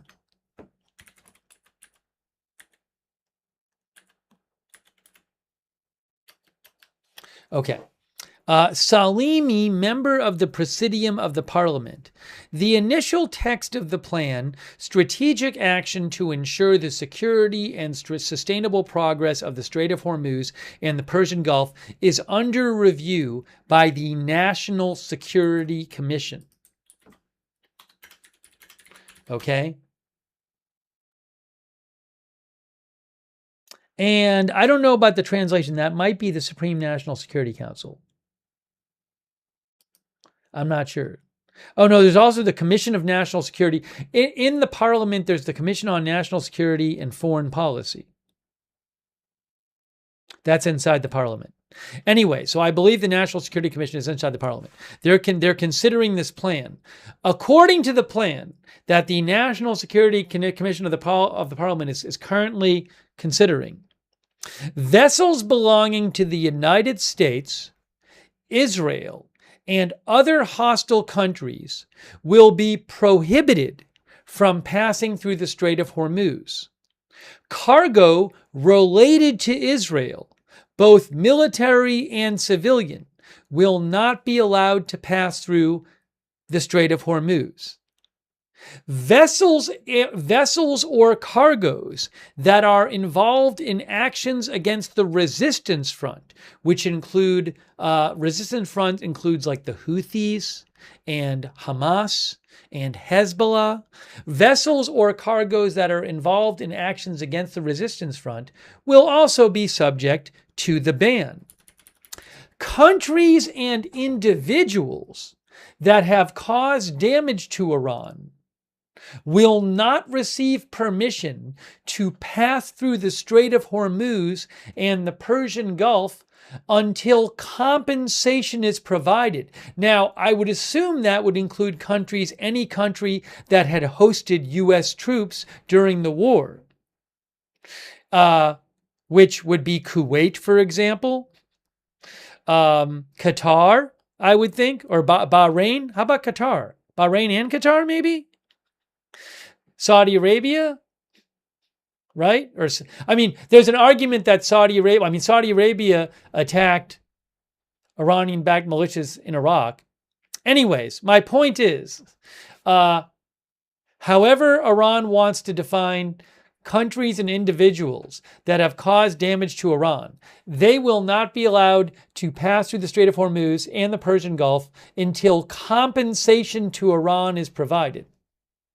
Heavy fines, including up to 20% of the value of the shipment, are foreseen for violators. The government will be required, in cooperation with the armed forces, to assume responsibilities such as guiding navigation, monitoring vessel traffic, and protecting the security environment of the Persian Gulf. That sounds like Iran overseeing the waters to me. This plan is still in the expert review stage, and the Parliament has asked experts to submit their suggestions for completing it. I mean, again, does this sound remotely like anything the U.S. would agree to? Gary Myers says this agreement is dead in the water. We will never agree to this nonsense. Weary Patton says not going to happen. So I'm just confused by all this talk the last few days about how a deal is coming. A deal is coming to open the strait. Well, the deal as we're hearing about it from the Iranian side doesn't sound like anything the U.S. would ever agree to. Yeah, Hoagie Roll says the U.S. is not part of this deal. Now, a lot of this stuff sounds like stuff you heard about months ago when the ceasefire first happened. These kind of demands about compensation and that kind of thing, and countries that, had attacked Iran. Jug the Goat says it'll never be a deal. That everyone needs to realize that. Time to wake up. Rand CLR says Trump wants out so badly he may well accept this and try to spin a victory.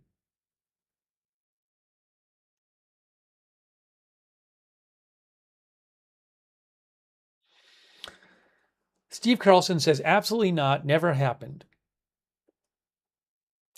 Drunk says, does Iran have any say? Well, they have a say because they can attack ships, and they have in the Strait of Hormuz. Geodeck says Iran is illusional if they think the U.S. will agree to this. All right. Anyways, I mean, I'm just these posts are both from Iranian state media. They're both from today, and they are about what's being negotiated with Oman and what's being discussed in the Iranian parliament. So that's what they say.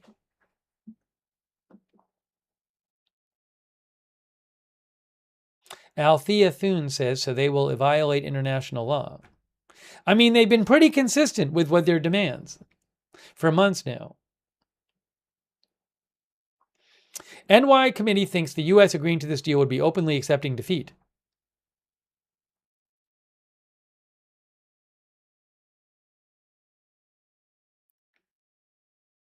Now, one of our viewers, David, says Israel doesn't use the Hormuz Strait. Well, maybe not. I don't know how much Israeli ships would go through there, but I don't know if there's, all these things are subject to interpretation. So when they say, it doesn't just say Israel can't use it, it says cargo relating to Israel.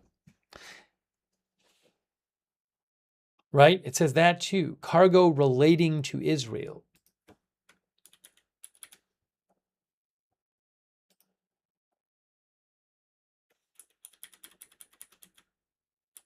Right there, both military and civilian. Provoked Patriot says all completely unacceptable. It's a free and open waterway. No U.S. will not agree. Jackson Dodge Dart says, to the victor goes the spoils. This will probably be Trump's last chance at a deal.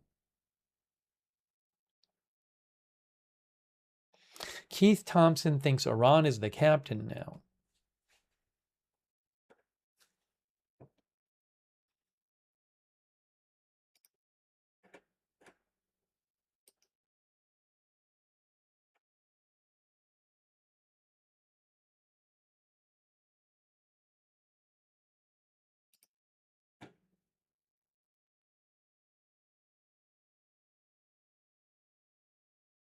All right, give me a moment here. Give me a moment.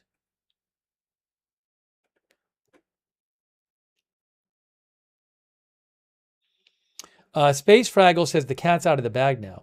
I mean, it seems to me at some point this deal is just going to be announced. It hasn't been announced yet. But at some point, isn't Iran just going to say, here's the deal? And then what's the U.S. going to do about it? I don't know.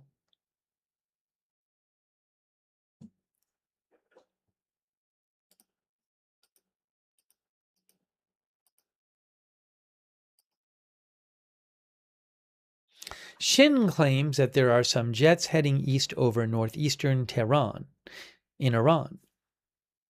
That's what Shin claims.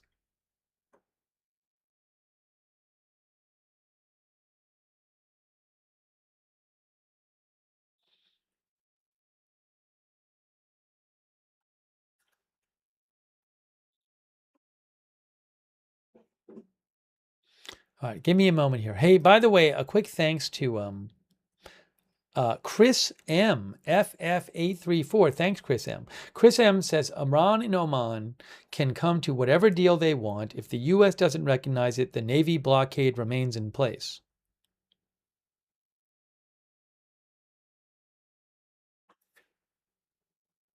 Thanks to Jonathan Stevens, 79, for being a member. Thanks, Least Trustworthy Weasel. Thanks to Secessio Plebis, SPQR, who says, you're ignoring the fact that the U.S. has failed to reopen the strait since February. World crude supplies being near bottom means your confusion of who is losing this war is a choice. I didn't say anything. Did I say anything about who's losing this war? Secessio Plebis, you're putting words in my mouth. I was just talking about what Iran was saying. But thank you, Successio Plebis. I appreciate it greatly. I do agree that the United States has failed to reopen the strait since February. That I agree with you with.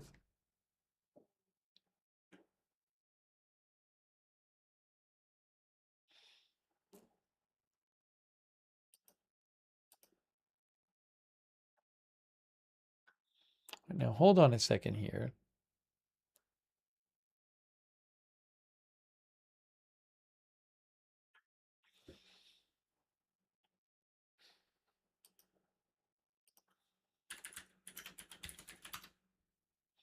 I just saw something online. I wanted to mention this.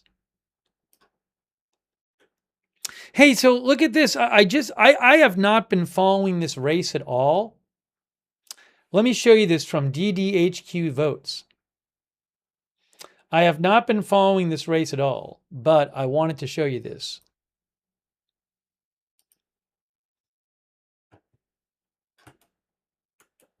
Well, I'll show you in a second.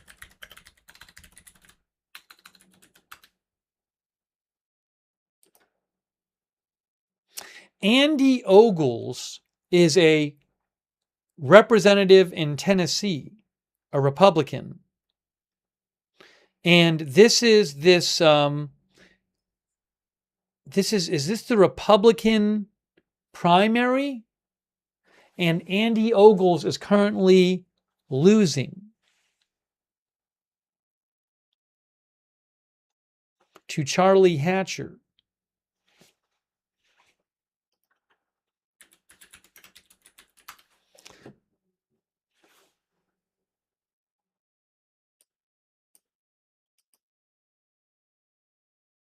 Andy Ogles was endorsed by President Trump.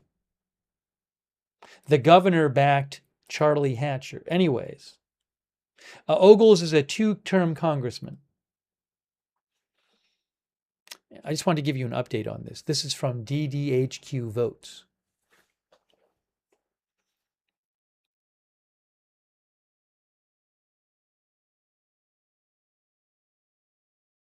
Ogles was seen as the favorite going in to tonight.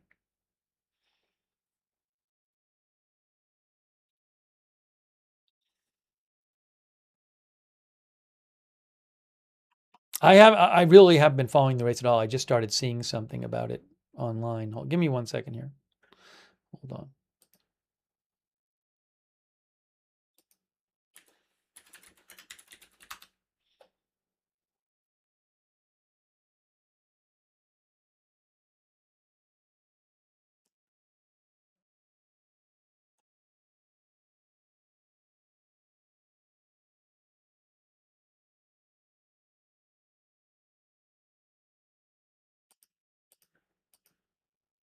All right, let's get back to Middle East stuff.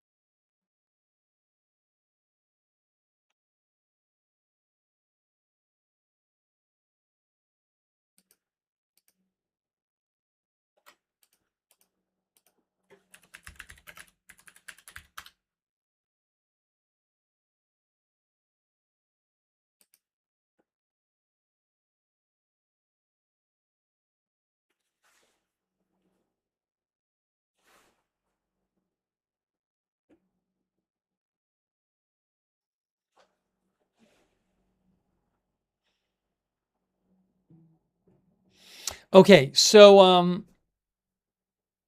we have been talking, for those who weren't here earlier, just to reiterate these reports that, oh, by the way, I should show you this. Look at this. We were just talking, I kept the headline up there, but we weren't talking about that the last like half hour. But Speaking of the Strait of Hormuz reopening plans, Reuters says oil rises on concerns over Strait of Hormuz reopening plans. We were just talking about reporting in Iranian state media about these reopening plans and how a lot of these proposals that Iran is saying are going to be put into place for the reopening seem to be not things that the U.S. is going to want to go along with. Like charging fees and Iran maintaining control of the strait. So you can see here, it says oil goes up. I want to show you that, but just to show you what the current oil price is here.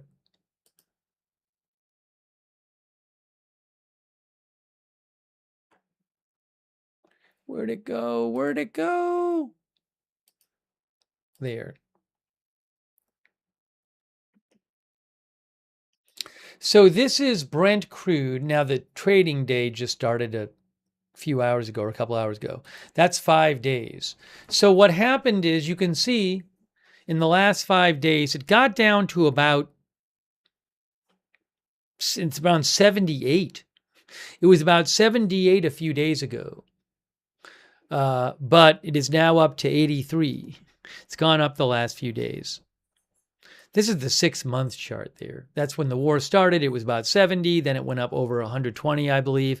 Went all the way back down to, during the Memorandum of Understanding era, it was down to around 70. Then the fighting happened again. It got up over 100. Then the fighting stopped. It got down to around, like, as I was saying, got down to about, 78 or so. But now it's back up to 83. That's Brent crude. And you can see Reuters says oil continued its rise on Friday. It's Friday in the Middle East. Amid further concerns about the opening of the Strait of Hormuz in Iran. As Iran, working with Oman, suggested banning vessels deemed hostile from the strait and heavily fining those who violated the proposed rules. This is just what we were talking about. Oil futures settled up on Thursday as Iran reviewed a bill to ban U.S. and Israeli vessels from the Strait of Hormuz. Also, other things, saying they're going to, have fees on the ships going through. Also, this market analyst, Tim Waterer, said markets have already seen at least one short-lived arrangement earlier this year. So confidence that a new pact would fully restore normal tanker movements remains low. An Iranian lawmaker, we just read you this report, said a parliamentary committee is reviewing a preliminary bill to ban U.S., Israeli, and other vessels deemed hostile from the Strait of Hormuz and fine violators of the proposed restrictions up to 20% of cargo value, according to Fars News Agency. Iran is seeking fees of between 5 and 7% of the price of cargoes from ships using the strait, according to the senior Iranian official. Oman is discussing fees of around 3%, while Washington wants no fees at all.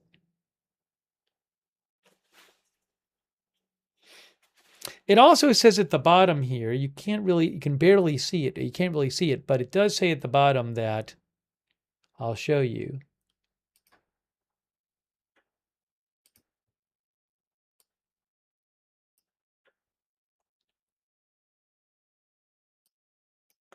Four industry sources have said the proposed deal is not easily workable due to U.S. sanctions and restrictive insurance clauses on any payments.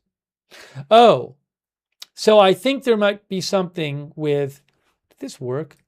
Yeah. So I think there might be something with possibly if Iran charges fees and ships pay the fees, I think it's possible that they would be violating U.S. sanctions.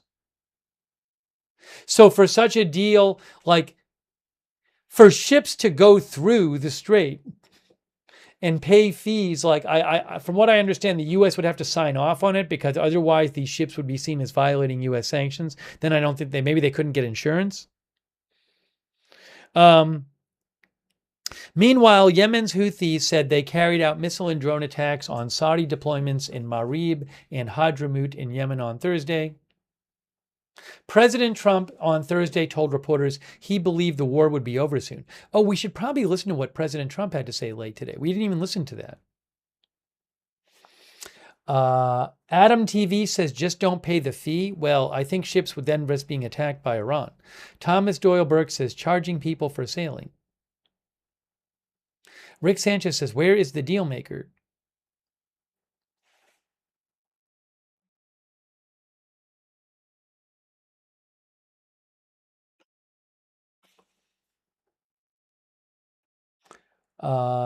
Jimmy ZNJ says, no tax on cargo.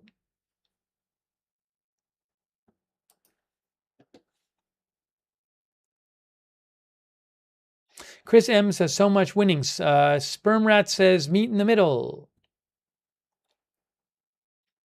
Judy Harrigan thinks we ran out of ammunition.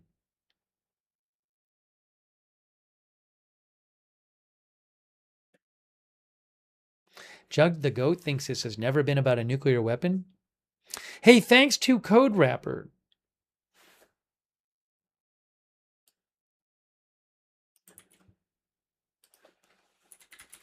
Hold on a second here. Code Wrapper says Iran landmass is almost twice the size of USA. And I asked the internet said, no, Iran has about 1/6 of the size of the USA. But then Code Wrapper said, I said mass, not size, more underground networks. Anyways, that's what Code Wrapper says. Thank you, Code Wrapper, for your support. Also, Martin Gingrich. Thanks, Martin Gingrich. Gingrich M, thank you. Also, Himster. Thanks for being a member for 5 months. Thanks, Himster. And quick thanks also to Ivory John for subscribing on Twitch. And Naomi Russo gave out 5 gift subs on Twitch. That's very nice of you. Naomi Russo, thank you. Very kind of you. Please thank Naomi if you got a subscription from Naomi on Twitch. Kendra Fox, thanks for your support as well. And Graybeard Games.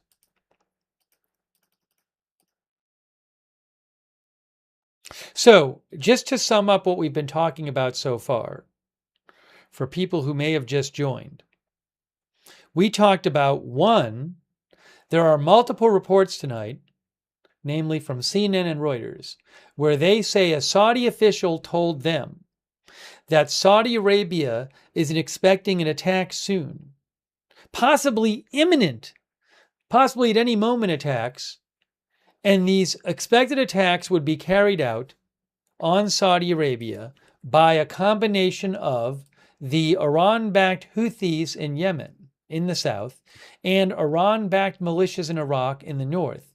And these attacks would be directed by the the Revolutionary Guard in Iran. They'd be supervising the attacks. And these attacks, according to reports, Saudi Arabia believes these attacks could target civilian targets, including energy infrastructure, ports, and airports. Also, the Saudi official who talked to, well, if it was the same person, who talked to CNN and Reuters, said it was believed that this would be to try to, the goal would be to, of the attacks would be to derail a negotiated solution to the war, to derail negotiations. I don't know if such attacks are going to happen. And the reports say that Saudi Arabia has intelligence from itself, from the US, and other regional countries about an attack being readied on it. So we talked about that, and we've also been talking about new reporting coming out of Iran about what this Iran-Oman deal to reopen the strait might look like, and how numerous terms in that deal would seem like things that the U.S. is not going to accept. So we've been going over that, taking your comments. Jumpaz says, these were Iran's plans all along to take over the Middle East. Carbonite says, well, it's a good thing we've got plenty of stock to shoot that stuff down.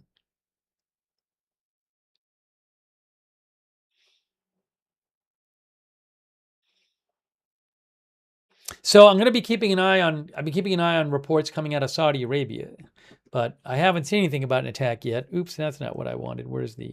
There it is. 4:27 a.m. Saudi Arabia time. We did also spend some time talking about the new fighting going on between the Houthis in Yemen and Saudi Arabia. The Houthis today, according to Saudi Arabia, the Houthis injured 11 people in what they called a Houthi terrorist attack on a city in southern Saudi Arabia near Yemen.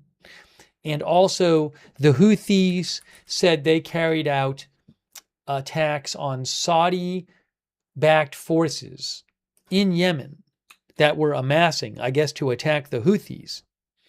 And according to AFP, a military source told AFP that at least 58 people were killed in attacks by Iran-backed Houthi forces against Saudi-supported Yemen government troops today.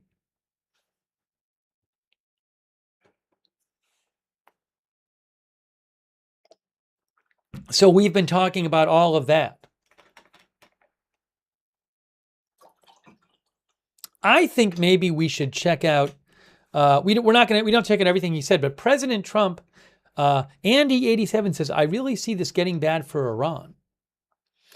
President Trump talked about Iran some today in the Oval Office. So I think we don't have to watch everything he said today, but I think we should. What I sometimes like to do is to check out, just when he does Q&A, his Q&A on Iran, to show you what he said. So why don't we take a second and just look at that? Pumbaa says Iran is going to give up, guys. Any year now, I'm sure.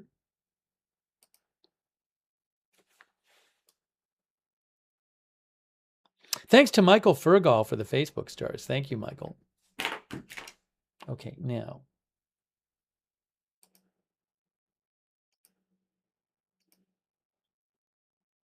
Yeah, this was not a long appearance.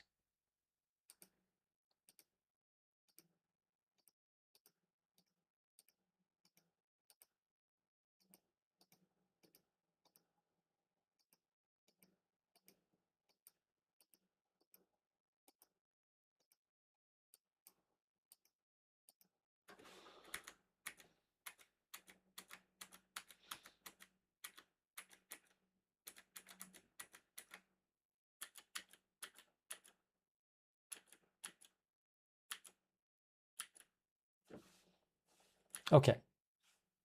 Let me show you some of what President Trump. It was a pretty short appearance today, but we'll show you. He talked about Iran a little bit in the White House. So let me just put this on the screen for you.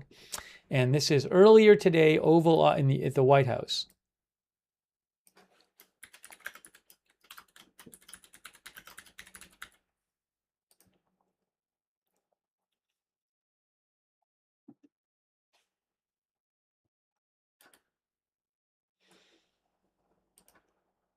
Ooh, that's not what I wanted to do. Oopsie.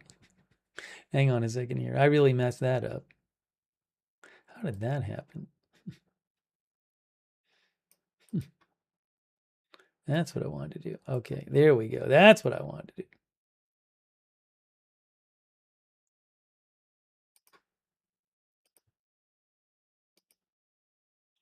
Okay, there is this. Now, why is this all weird looking? Why is this all weird looking?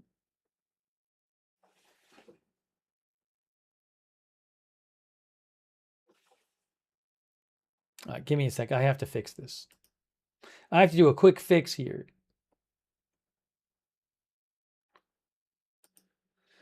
Get this on the screen for you. It's all messed up.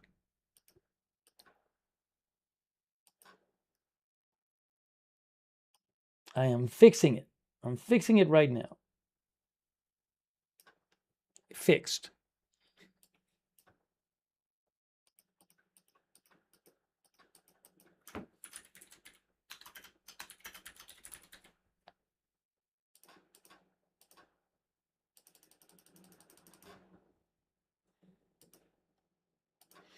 Okay, there is President Trump, right? And let me just show you. Let's take a look at what he had to say about Iran.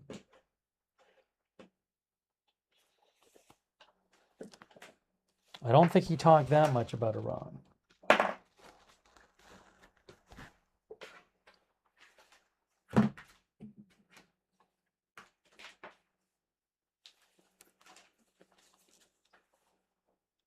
All right, hang on a second here.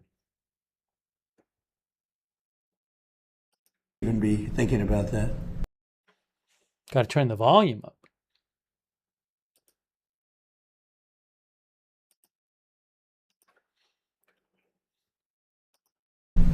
Okay. And Mr. President, Republicans are arguing a lot right now about affordability. What is your message on affordability going into the midterm? Well, that's a good question, but it's sort of simple to answer. I inherited the highest prices ever. I inherited the... I think that's actually the volume. Let me just see if the volume gets any better, because that's pretty bad volume.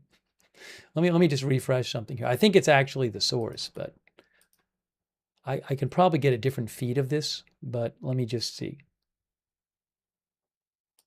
Worst inflation in the history of our country is that people hadn't seen. Yeah, that's a lot right now about that's just bad on the source. Oh, is it loud for you? Why is it not loud for me? Hold on. Now I'm confused. affordability. Oh, well, hold on. All right, there's an issue here.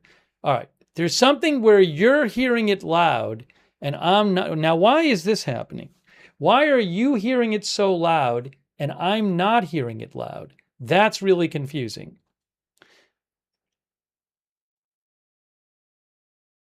That's very. Are you hearing it okay? No, there's something we're going on. So were you? Because I'm hearing static.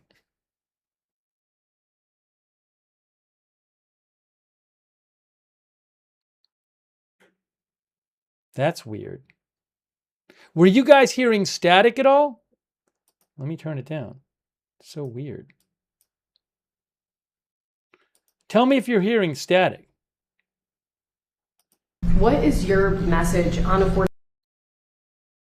So how's that? Going into the midterm? Well, Is it okay? Is it okay on your end? Because I can hear it. I can hear it. It's just something weird is going on my own end. So you're not hearing static, so you can hear it okay, right? Okay, let me play it. I think it's going to be fine now for you. I think it's going to be okay for you now. I'm sorry about that. It's just a weird thing going on here. I don't know what it is. I'll have to deal with that after. Oh, there's something that could be. No, I don't know. All right, let's play this. well, that's a good question, but What, Mr. President, Republicans are arguing a lot right now about affordability. What is your message on affordability going into the midterm? well, that's a good question, but it's sort of simple to answer. I inherited the highest prices ever. I inherited the worst inflation in the history of our country, and we have done an amazing job. And oil prices now are coming down very rapidly. If you look at what's going on, it's down to 75. When I started the very important excursion into the Islamic Republic of Iran, it was a very important excursion because they can't have a nuclear weapon. Otherwise, the whole world would get blown up. We're not going to let that happen. Not only us, not only the Middle East, the whole world would have been catastrophic. We had no choice. We had oil down to less than two, in many places like Iowa. Oil was down to, gasoline was down at numbers that people hadn't seen in years.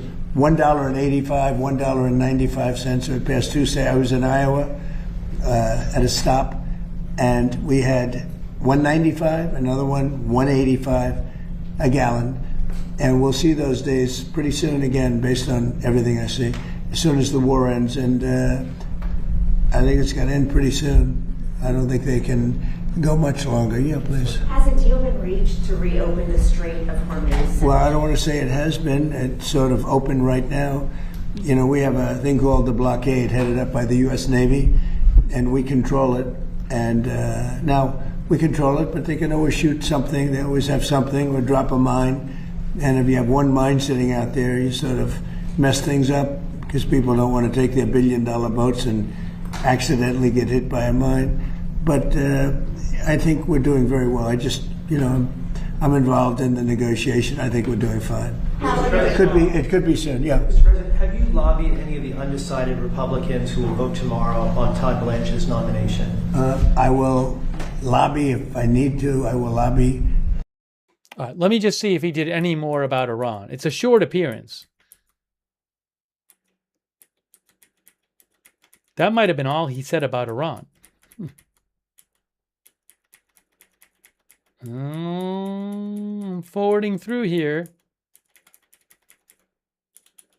Oh, I think he's asked about munitions. Hold on. Well, he starts talking about ammunition and munitions. Hold on, let's see here. Things maybe come up, and maybe don't come up. Hopefully nothing else does come up. But we're in very good shape. We have literally massive amounts of ammunition. Hold on. I gotta do a quick refresh here.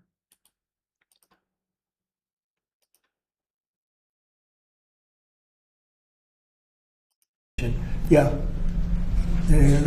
On Ukraine, President Zelensky says his country desperately needs long-range missiles or those Patriot missile batteries. Is that something that you're considering? We want missiles too. When Biden gave him so much, Biden gave $300 billion worth of ammunition. When I left, it was full, and he gave a lot of it away. Now we're rebuilding it, and we're using munitions that are very powerful, very good, but we wouldn't have been using them. We could have used something else.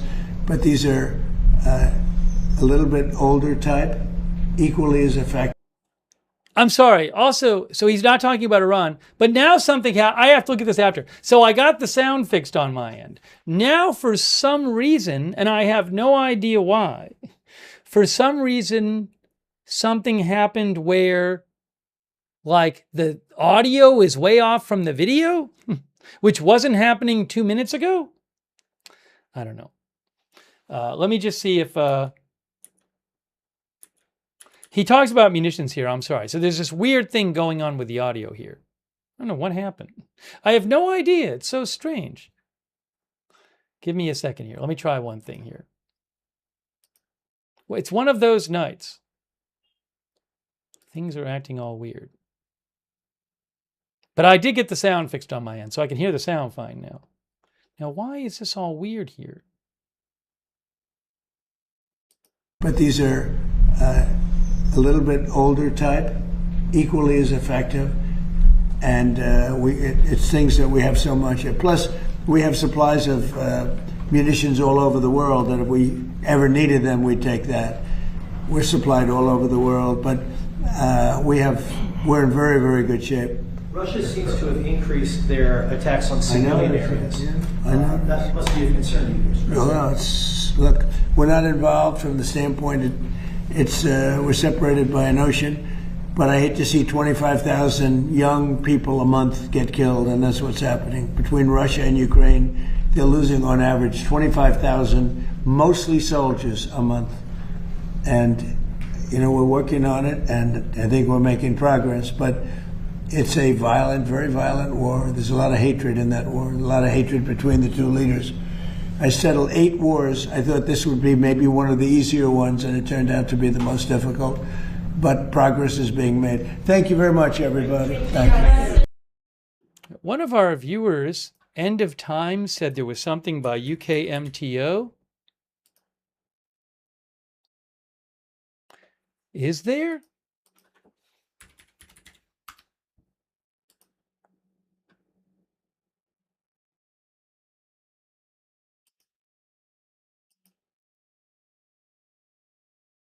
I don't see anything from UKMTO. Today's the 6th. This is from August 5th. The last thing on their website is August 5th. There's nothing from today. Today's August 6th. So I'm not aware of anything from UKMTO.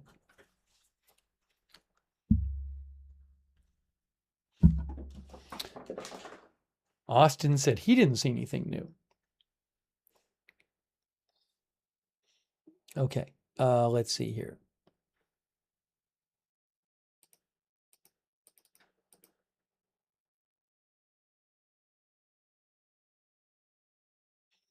By the way, if anybody was following or wants to know, the Republican Congressman Andy Ogles lost in his primary, according to DDHQ.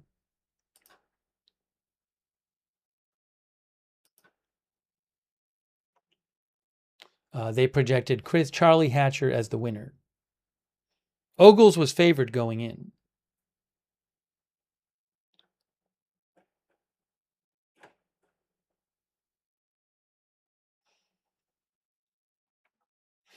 Let's see here.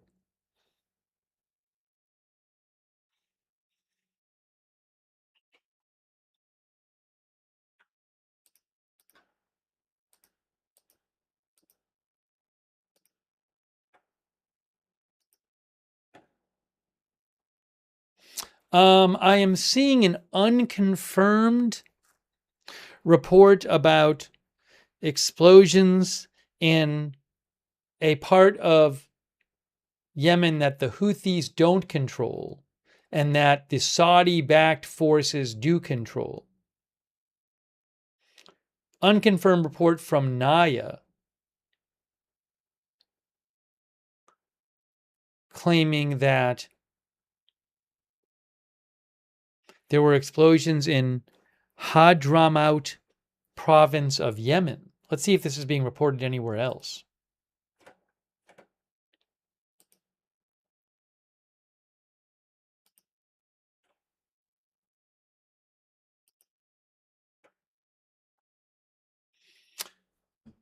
Ali BK, who I follow, claims, I don't know if this is true, that the Houthis have attacked the Saudi-backed forces headquarters in Hadramaut province, Yemen, with drones. So I just saw a couple unconfirmed reports about that.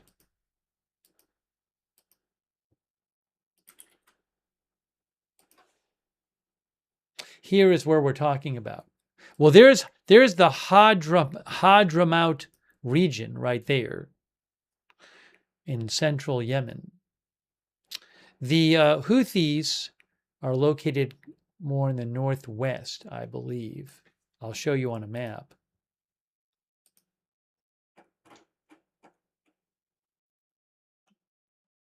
Yeah, this is from the Congressional Research Service. The Houthis are more in northwest Yemen.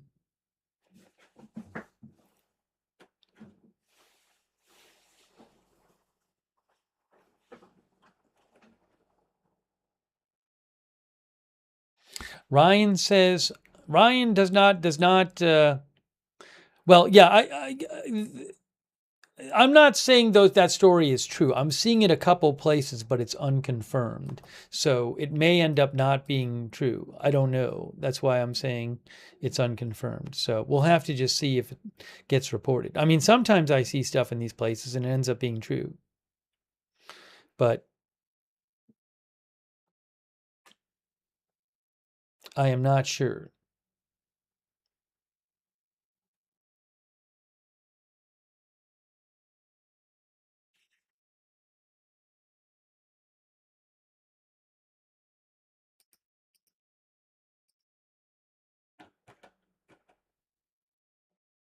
Oh, Iran state media is now reporting it. Look at this.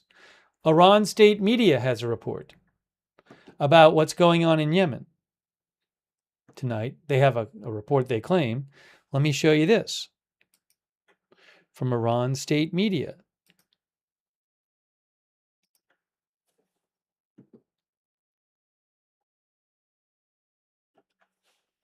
Here.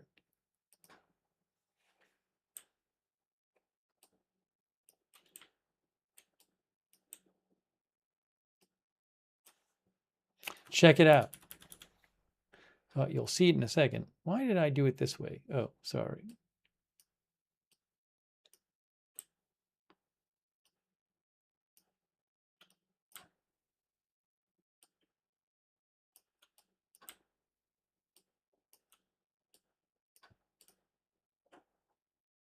Sorry, I kind of messed this up.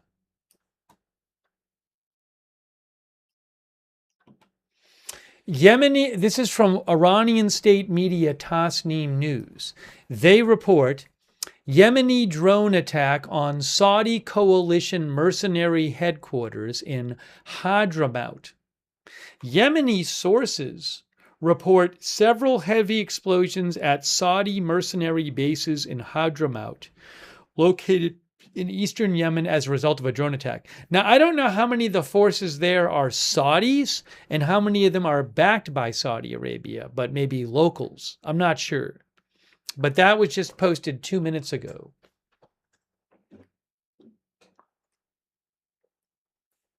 By Iranian state media.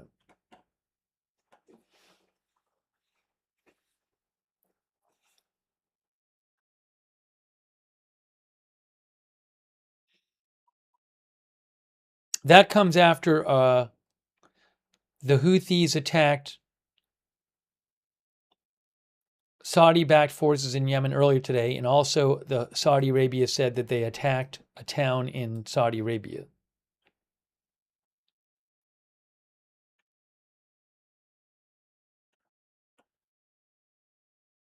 Here again is what Saudi Arabia said earlier today. 11 civilians have been injured in the Najran region of Saudi Arabia, they said, which is near Yemen, 7 of which were Saudi nationals, including a woman and a 4-year-old child who has sustained second-degree burns, 1 Yemeni and 2 Egyptians and 1 Pakistani expats as a result of a terrorist Houthi attacks. I don't know if the Houthis said they attacked military targets in Najran, Saudi Arabia, but that was earlier. So, I mean, things are definitely at a very intense level between Saudi Arabia and the Houthis right now.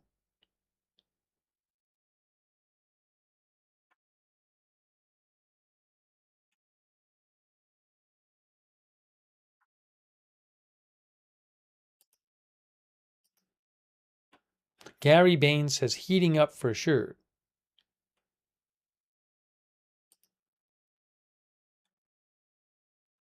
I have an update here about Yemen.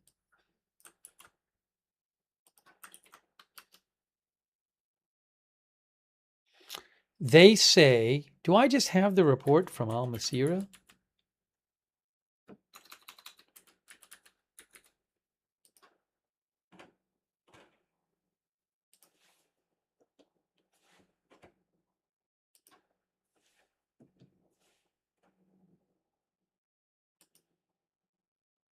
So Iran state media says that Houthi media is saying that Yemeni armed forces, the Houthis, carried out an operation against the command centers of Saudi military installations.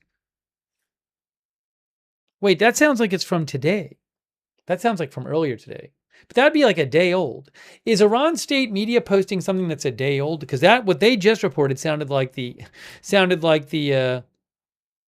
report from I would scratch the thing I just said. Scratch the thing I just said. But the thing I showed you, that's a new report where it says Yemeni, Tasnim, Iran state media says Yemeni sources report several heavy explosions at Saudi mercenary bases in Hadramaut in eastern Yemen as a result of a drone attack. That's a new report. The other attack that Iranian State TV mentioned was, I think, earlier on Thursday. We talked about that, as Naomi Risa said. Hey, thanks to Scoobs4 for being a member. Himster, thanks you again for being a member.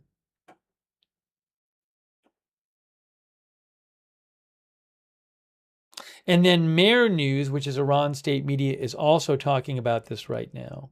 And they are saying Yemeni military operations continue against Saudi military centers. Yemeni armed forces carried out another operation against Saudi military bases in areas of Yemen. In Hadramaut province, a security source said.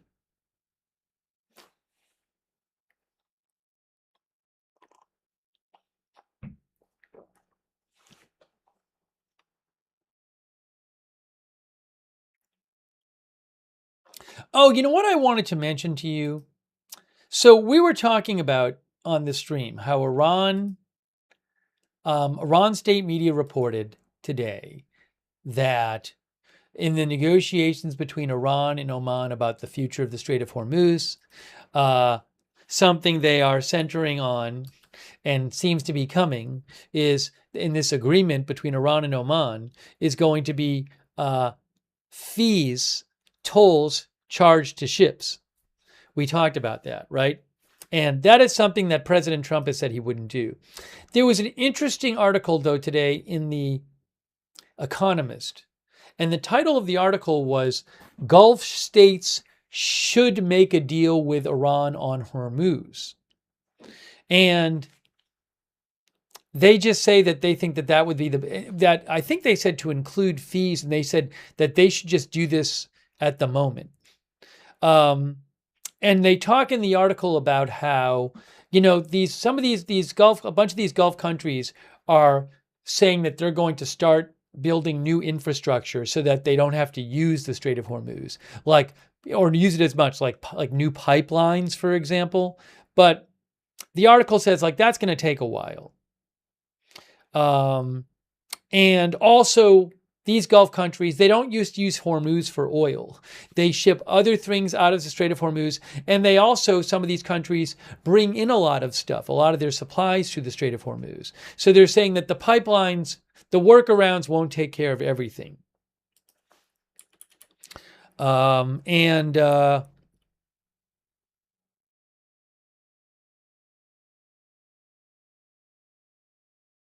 So The Economist says, for now, the Gulf states need their ships to be able to go through the Strait of Hormuz unharmed.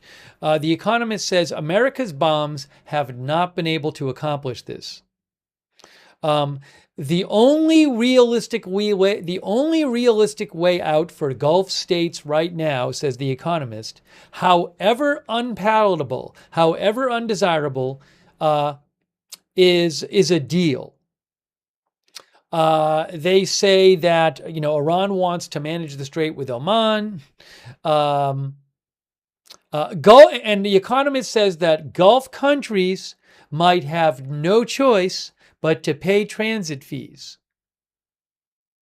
But then they say ship owners would probably tolerate fees so long as they do not fall foul of sanctions. That means America needs to be on board. So the idea is, if Gulf countries are just like, you know what, for now, we just got to start getting our ships in and out, so we'll pay some fees. If the U.S. doesn't agree to that, then I believe the implication is that if you pay fees to Iran, you could be violating U.S. sanctions, which the ship owners are not going to do. The Economist says that if a deal, however limited and unbalanced, lowers hostilities and buys Gulf countries time to build workarounds and defenses that reduce Iran's leverage, it will be worth having. They say Iran looks likely to win this battle, but it may yet lose the longer war.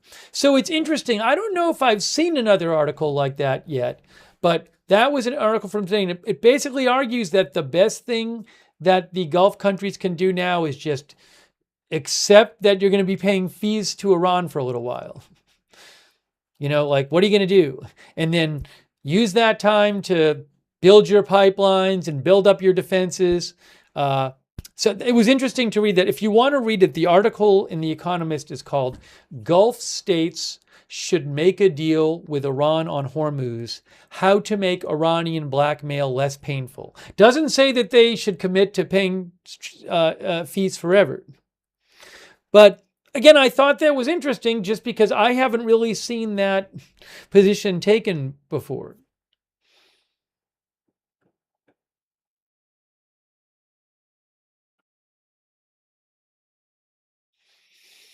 Zimmy says agrees with that.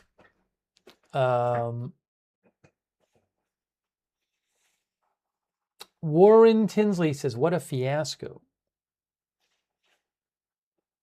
Now, one of our viewers Captain Jenks says that consumer pays all the fees. Well, I don't know about, I mean, maybe if that happens, prices will rise for things. I'm not sure.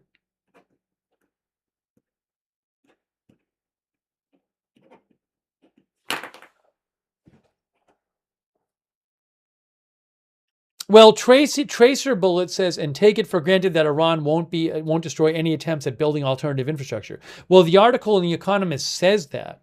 It says that Iran could attack alternate infrastructure like pipelines that is built to go around the Strait of Hormuz.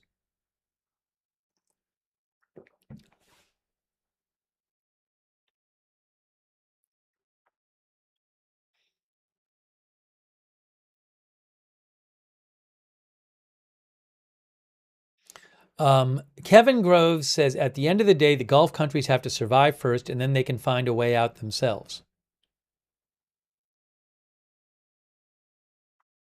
Yeah, and something the article points out is from the point of the view of Gulf countries, many of their critical imports, what they bring in from food to metals, cannot be sent cheaply over land.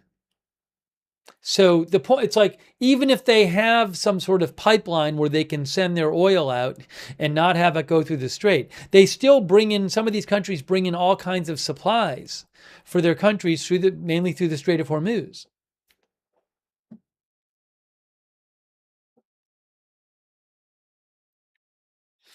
Sundance thinks this war will spread. It has not started yet. The ground action all the Middle Easterns say they are willing to die for is coming. Sunni and Shia will fight Iran as one, says Sundance.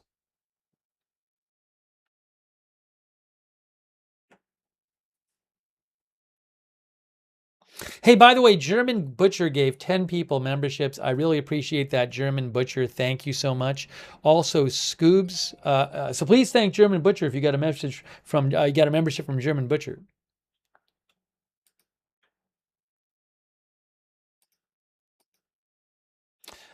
Clord says this is such a mess, bigger mess than Iraq and Afghanistan. This will ensure Democrats win the midterms. That's what Clord thinks.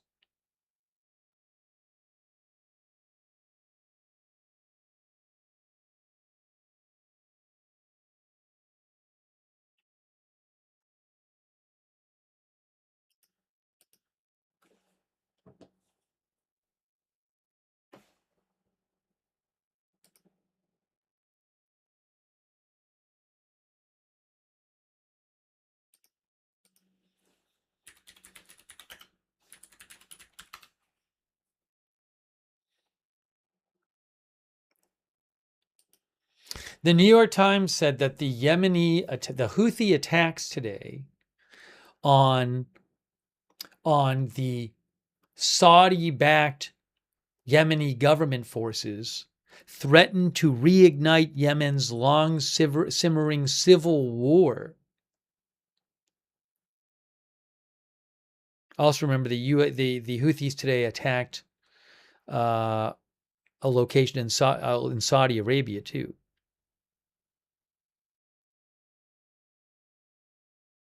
Yeah, so the Times believe what's going on with Yemen and Saudi Arabia and Houthis lately risks expanding into another full-blown war.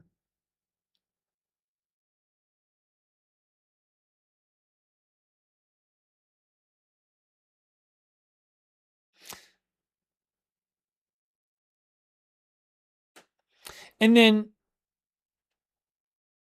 keep in mind too, I mean, this is not just the Houthis in Yemen in a vacuum, because as part of their fighting the Saudis recently, the Houthis have declared a blockade on ships going into and out of Saudi Arabia in the Red Sea.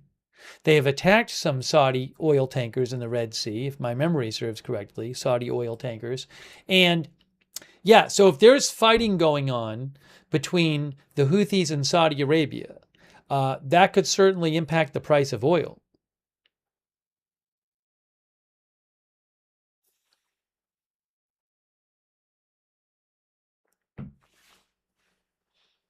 And then who knows how that impacts the whole situation in the Middle East. Doesn't make things stable there.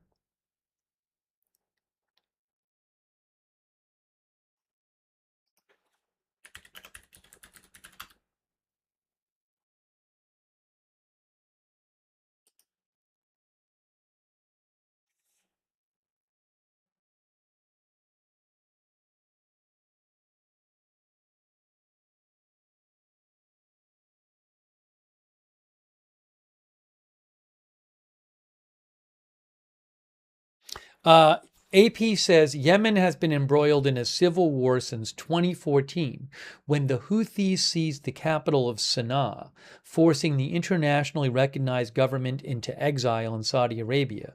A Saudi-led coalition intervened months later and has been battling the rebels since 2015 to try and restore the internationally recognized government to power. However, the war has turned into a stalemated proxy conflict, where other countries are basically participating in the fighting through the forces in the country. So Iran is supporting the Houthis and Saudi Arabia is supporting the government forces. The war has turned into a stalemated proxy conflict with neither side winning. The Houthis claim that their recent escalation, including a naval blockade against Saudi Arabia in the Red Sea and the Bab al-Mandeb Strait, is in response to the Saudi Arabian air and sea blockade on Yemen since 2015. Spectre thinks early days of World War III. Mark says, how about the imminent attacks on Saudi Arabia? Well, we don't know if that's going to happen.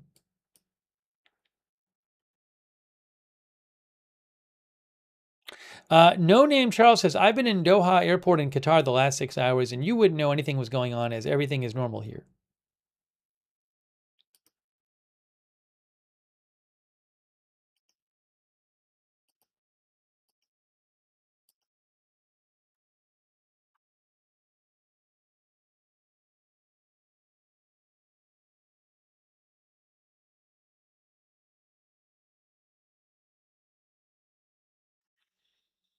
All right, hang on a moment here.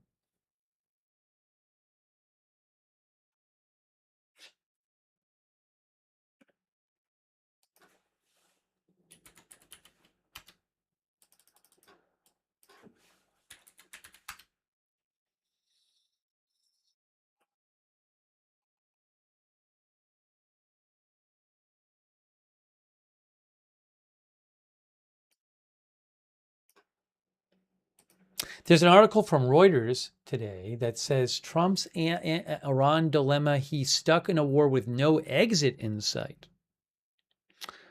They say,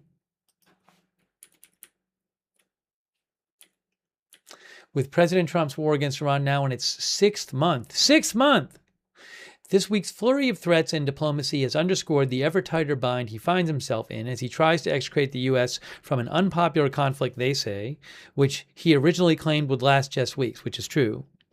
He is caught between an emerging interim deal being negotiated by Iran and Oman, which we have discussed, that would give Tehran control over the Strait of Hormuz it never possessed before the war, or following through on his warnings of sharp escalation, risking a more prolonged crisis. Yeah, I mean, as I said, at some point it seems like Iran's going to one day say, okay, we finished our negotiation with Oman, so here's how the Strait's going to work, and then it's going to be something that the U.S. is not going to want to agree to. And what happens then? The first option, agreeing to the Iran-Oman negotiation, would grant Iran its biggest concession since the U.S. and Israel attacked it on February 28 and formalize, at least for now, Iran's supervision of the Strait of Hormuz, which the Trump administration had vowed to prevent. The second path, likely a fresh wave of airstrikes, could be fraught with political peril for Trump ahead of the midterms, while seeming to offer no better chance of success than the earlier bombing that failed to bring Tehran to its knees. Trump could instead choose to maintain the uneasy status quo. That would mean maintaining a blockade of Iran's ports and periodically retaliating for any attacks on shipping. But this approach would not offer Trump a face-saving way out of the conflict that he predicted would be over by mid-April. Aaron David Miller, a former Middle East negotiator for Democratic and Republican administrations, said it's a menu of bad options, but Trump may have come to the realization that he cannot let the war go on endlessly. Something has to give, and that may be a recognition of a new Iranian reality in the Strait. Responding to Reuters questions, a U.S. official said, on condition of anonymity, that any, quote, temporary shipping routes would be, quote, without any impediments, with no party overseeing transit.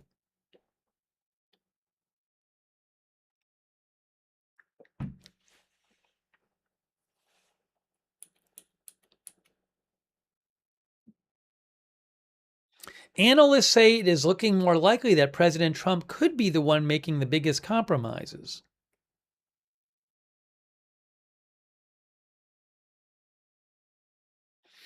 Yeah, so the question remains whether the U.S. would be ready to accept any arrangement worked out between Iran and Oman, which sit on opposite sides of the Strait of Hormuz. The proposed terms would give Iran some control over ships entering the Gulf through the strait, a senior Iranian source and 2 regional officials told Reuters.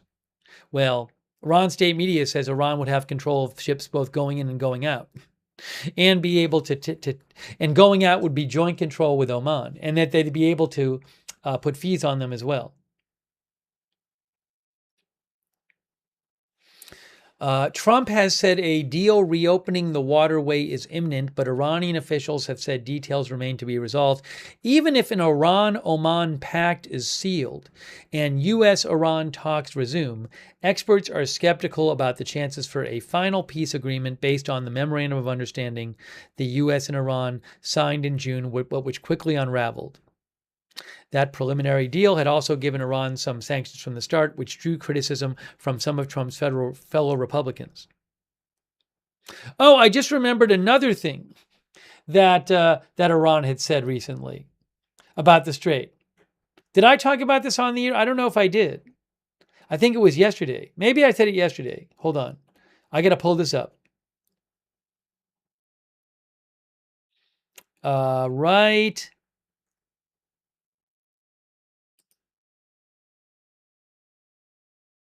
Yes, this. Don't forget about this. We didn't talk about this. This is Iran Foreign Ministry spokesperson yesterday. The Iran Foreign Ministry spokesperson said this. Look. Regarding the impact of the Iran-Oman bilateral understanding on the security situation and commercial shipping in the Strait of Hormuz, the Foreign Ministry spokesman Bakay noted, the closure of the Strait of Hormuz was due to the military aggression of the U.S. and the Israeli regime against Iran and its security consequences for the entire region. As a rule, the Iran-Oman understanding in itself, Iran and Oman making a deal in itself, cannot mean that the strait will become safe for passing ships, because the factors that make the Strait of Hormuz unsafe by the United States, especially the naval blockade and other aggressive and threatening actions against Iran and its interests, still exists. So what is that saying? That's the Iran Foreign Ministry saying, well, look, even if there's a deal between Iran and Oman about the Strait of Hormuz, that doesn't mean that ships can start going through the Strait of Hormuz without us attacking them. Because as long as you keep that blockade going, U.S., and do other things against us, we're going to keep attacking ships. Right? So that's because you might think like, oh, all right, well, maybe what happens is Iran and Oman reach this deal, and they say Iran has control of the strait, and that in the future they can charge tolls, and maybe, and some, I think one of the viewers said something like, which I understand, well, why doesn't the U.S. just keep the blockade on then? Well, this seems to be the Iranian Foreign Ministry saying, oh, as long as the blockade is on, we're going to be attacking ships in the Strait of Hormuz. So if the idea is if President Trump wants the Strait of Hormuz open, which he does, that the blockade's got to go. And by the way, this is something that Iran has said before. I can't remember exactly, but I do remember them saying this type of thing before about the blockade. Saying, and remember, for a little while around the Memorandum of Understanding time, when Iran was allowed to sell oil, the blockade was What happened? There were I think a week or so, or a week or two, where Iran was allowed to sell oil and the blockade was lifted. But they were saying things, I think, back then, like, we're not going to move forward on our end until the blockade is lifted. So again, it doesn't seem like one option is, well, if they, just keep the blockade on, and while there's some sort of opening of the Strait of Hormuz. Because they're saying here, like, no matter what deal we made on there doesn't seem to be, from what they're saying, there doesn't seem to be an option for the U.S. to, like, agree with the Iran-Oman deal, but keep the blockade on Iran. Because Iran's just saying, like, well, we're going to keep attacking ships as long as the blockade is going. I hope that makes sense, but that's all. So whatever deal Iran and Oman complete, that's not going to open up the Strait of Hormuz, even if the U.S. is okay with that deal, if the U.S. still has the blockade going. And the blockade and other aggressive and threatening actions against Iran and its interests still exist. So I don't know what the foreign ministry means by this. But this is what they're saying. That was yesterday from the foreign ministry spokesman.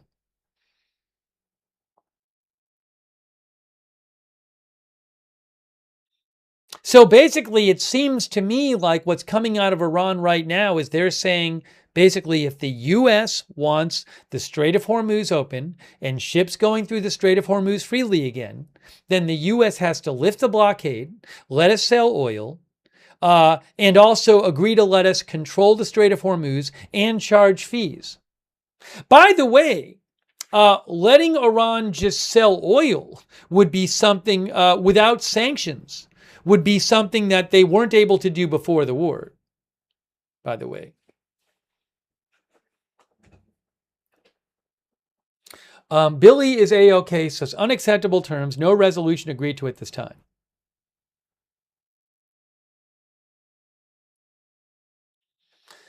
So I don't know what's going to happen here. I mean, the Reuters article was saying that President Trump wants to get out, which I certainly understand, and I certainly think that's possible. But Iran is asking for a bunch to get that strait open. Certs VA says, regardless of any deal agreed to, the U.S. and Israel may just decide to launch another surprise attack against Iran when it suits them at any point in the future. DJS says the reality is probably different than we are seeing in the Iranian media. Well, I mean, look, all I can tell you is that Iran has been very consistent in its demands for months. These are not new demands and not new things it's saying. So now you might be of the view that what they're saying in their state media about demands is really not their demands. Okay, well, maybe there's some big compromise behind the scenes that's been happening that we don't know about. All I can say is I haven't seen any compromise yet. I haven't seen Iran agree to compromise anything.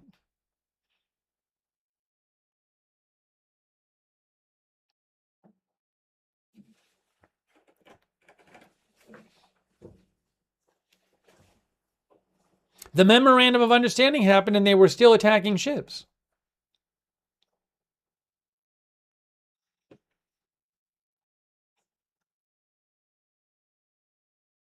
So they seem to be still giving pretty maximalist demands.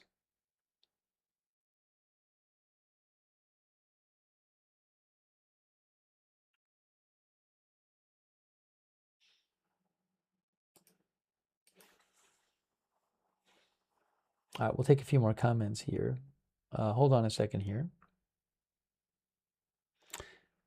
AMC to the moon says U.S. can't fight a war if it's going to use all its missile supply.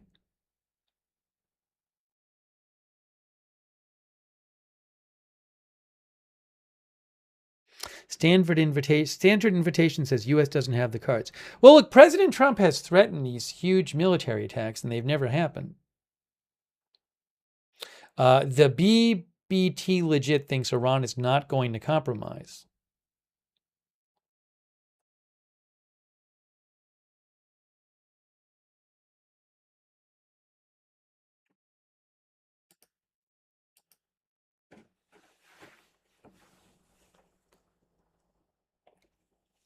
Our viewer NJ Vinny says destroy Karg Island and then agree to their deal.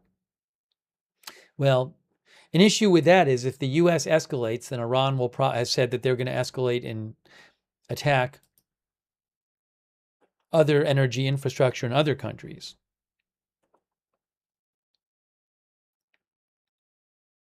Fred Flintstone says, why should Iran compromise? They have nothing to lose.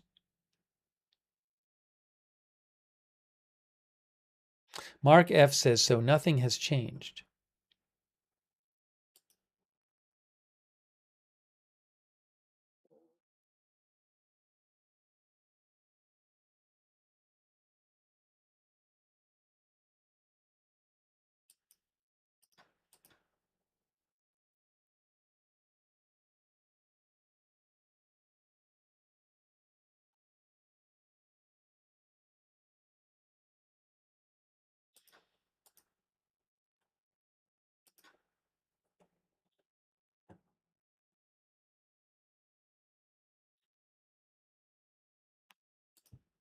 Yeah, so I don't know where this is going, but I don't see how this strait gets open anytime soon right now.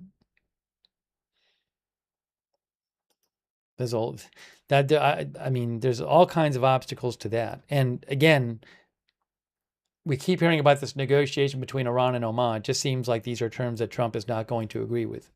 So I don't know what to tell you.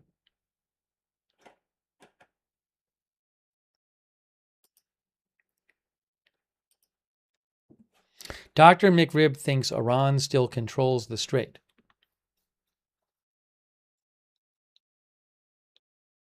All right, we'll do a poll question. The poll question is,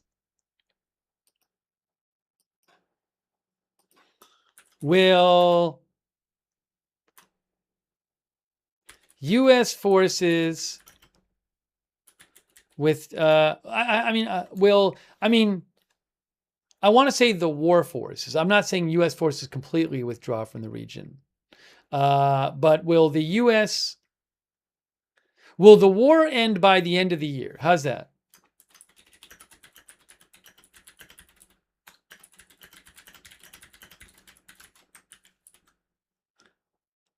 Mike J says, feel bad about troops stuck over there. Will the war end by the end of the year?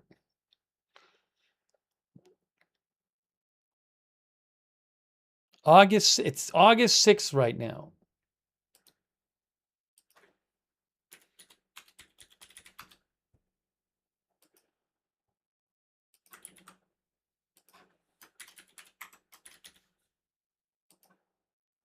Gaming Dad Bod thinks it hasn't even started yet. All right, hold on. I am posting some updates. I'm posting the poll in the chat. We'll see what you guys have to say. Waltham Mass says 4 to 6 more weeks.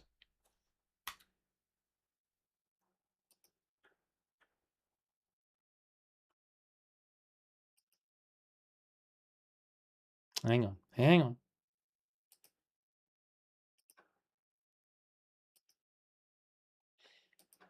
It depends. Houthis thinks it depends on the midterms. Why can I not do this?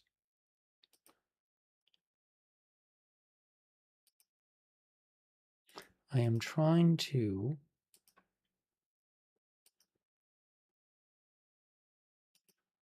There we go.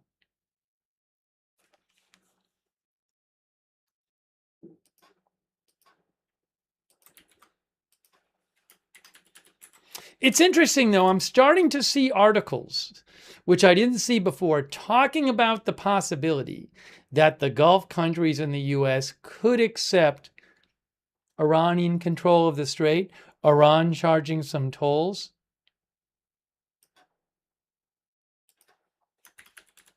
I'm not saying they will. I'm just saying I'm starting to see that discussed.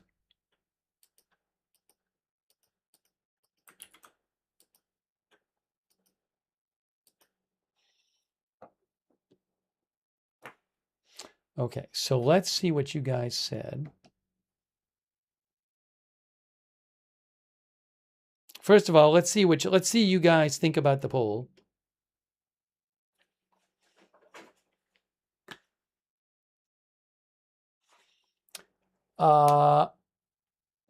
One of our viewers said that paying tolls is the way to end this thing and save the world's economy. Where's the viewer who said that? That was Maven's Picks who said that. What do they call it? The Overton window? And it's an expression about what's like acceptable to discuss as a possibility. The Overton window. What do they call? Oh, here it is. Hold on. Oops. There you are thinking about this. I'll show it again. I was doing too much at once. There you're thinking about the poll. Okay, you're done thinking. Now, the Overton window, Wikipedia, is the range of subjects and arguments politically acceptable to the mainstream population at a given time. I don't know if this is the right use of this.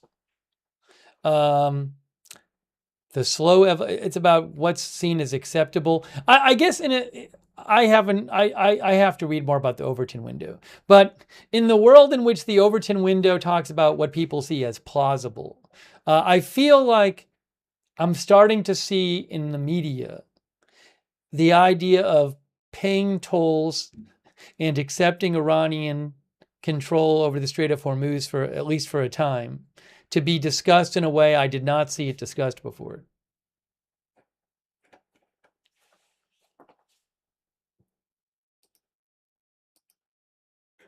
Physics says not a toll, it's an environmental fee. Yeah, I know. They say they're going to charge for all kinds of things. All right. I said, will the war end by the end of the year? On YouTube, currently, 71% of the people say no on YouTube. End of the year.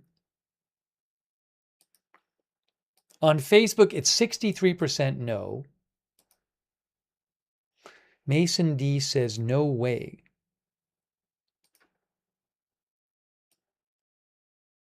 Uh, 73% no on Twitch.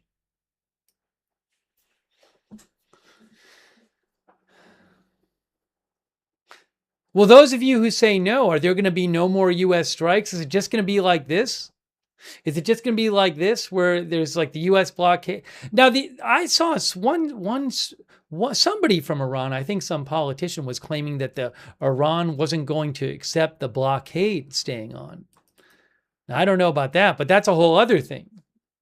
Is if the blockade just stays there, nothing happens, is Iran going to say, we don't want that blockade still on us, so they're going to start carrying out attacks on X, Y, or Z? I don't know.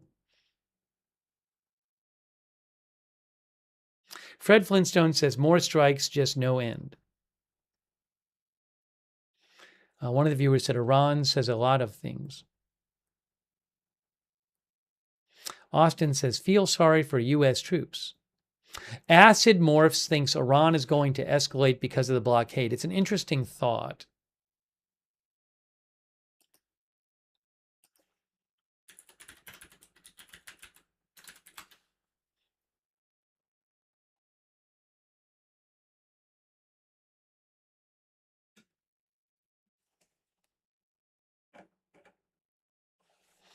Patricia Gray says, what's happening right now has already happened before. This Be Real says, Iran is backed by which countries? Corey says, it's been a long 4-week war.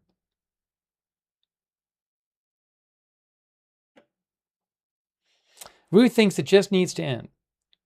Hold on a second here. Oops.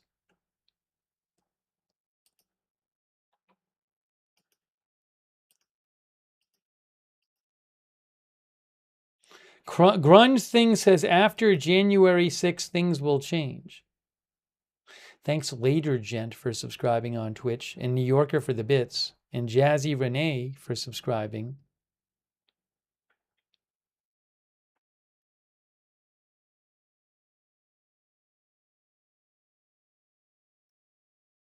Thanks for voting in our poll.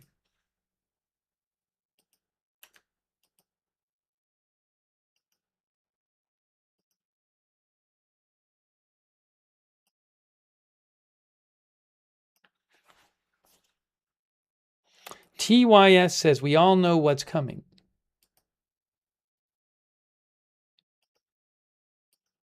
It ended up being 65% no on Facebook.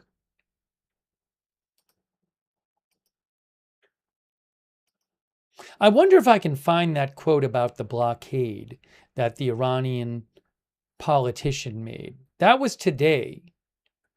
Give me a sec. Let's see if I can find it.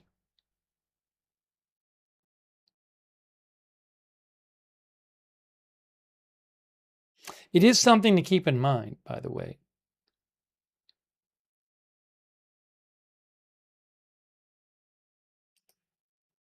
Was it Tasneem or Fars? Let's see here. Let's see.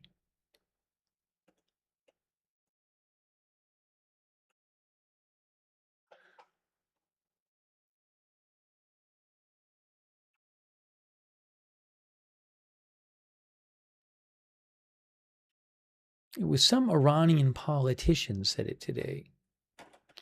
I don't think it was over there.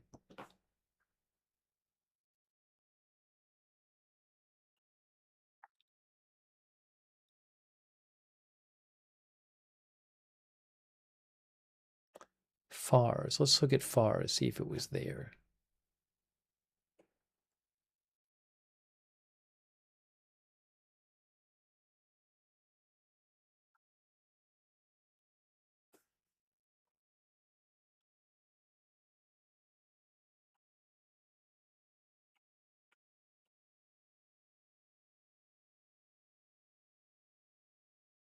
I'll show you what MB Ghalibaf posted. Oh, President Trump posted about it today. He posted, not right now, but he posted earlier about the war today.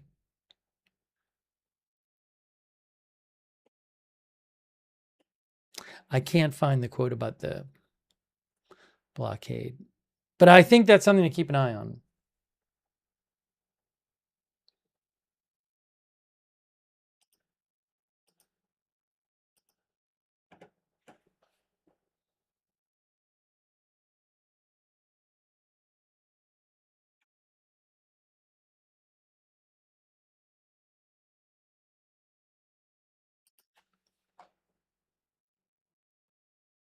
Here's something from President Trump today.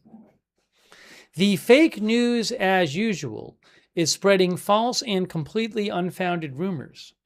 I am extremely happy with the job that Pete Hegseth is doing. Everything has been extraordinary, including our attack on Venezuela, where the result was accomplished in less than 1 day, allowing us to bring one of the worst criminals anywhere in the world, Nicolas Maduro, to justice. Likewise, Iran, where the country has been decimated for the purpose of not allowing it to ever have a nuclear weapon, is going very well. Pete is highly respected within the military and has made tremendous improvements, getting rid of DEI and increasing recruitment to historic levels. This rumor was started by the Washington Compost, one of the worst media outlets in the business, despite our telling them that their story is completely false. In actuality, I really believe their fake reporting is treasonous. From President Trump.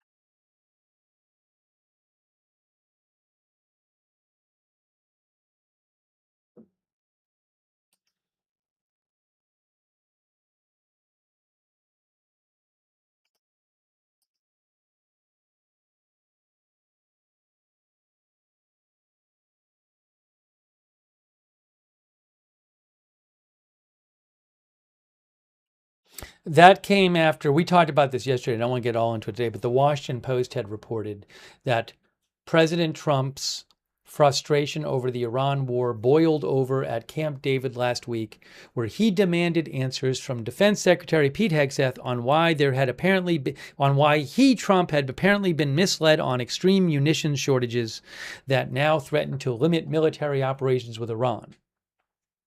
That's what the Post had reported. The Post reported that the shortages, particularly in long-range guided missiles and air defense interceptors, have been part of the reason that President Trump has pulled back from launching additional massive strikes against Iran in recent days, one of the sources said.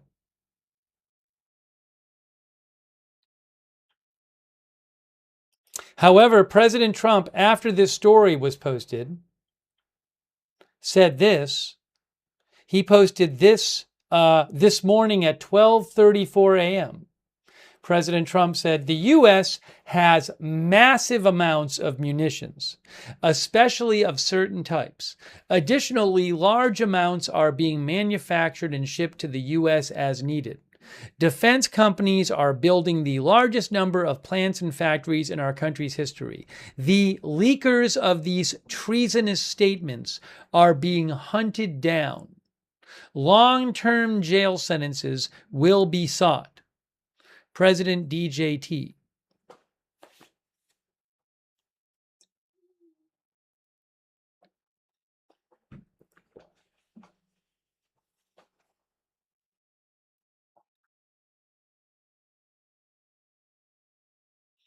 Jody Scott thinks we are in no way running out of ammo.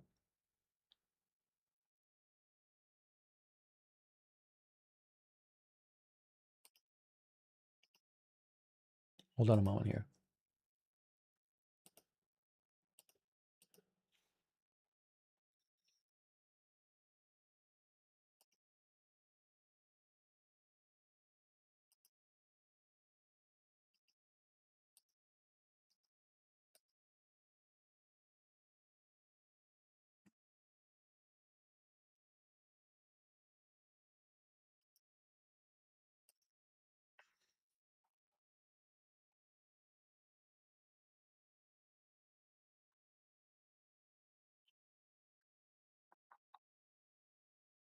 Joe Bishop thinks we're definitely low. That's a whole other thing that's going on.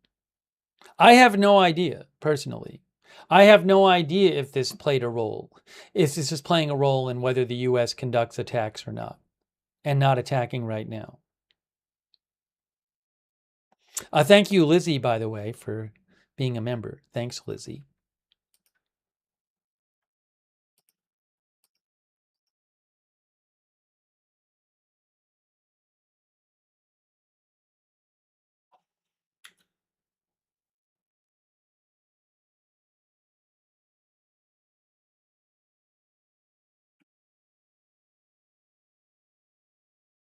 Master Cool thinks that Israel was willing to keep bombing Iran, but Trump wimped out. It's a shame. I will say that a Wall Street Journal is reporting tonight that President Trump has ordered new investigations into the disclosures about the munitions stockpile in an effort to battle damaging revelations.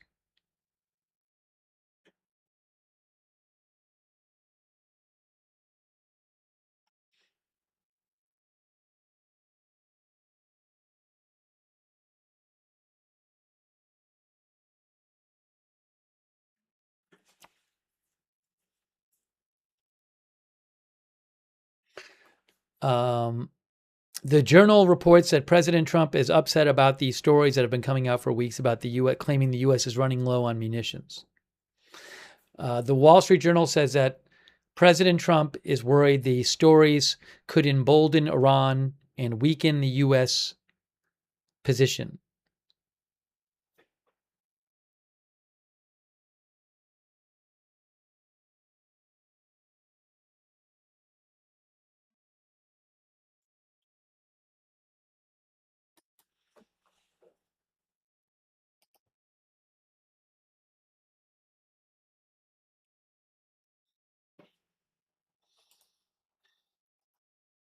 Let me just check a couple other things here, make sure I'm not missing anything.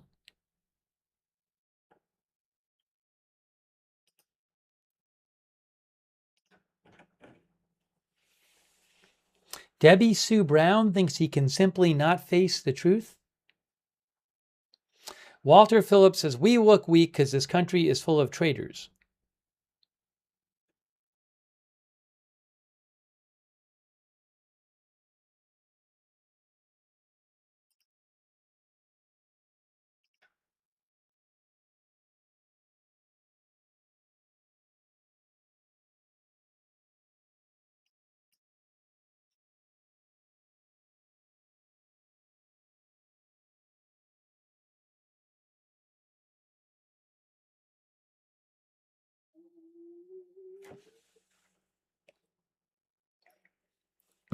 Oh, I wanted to show you this.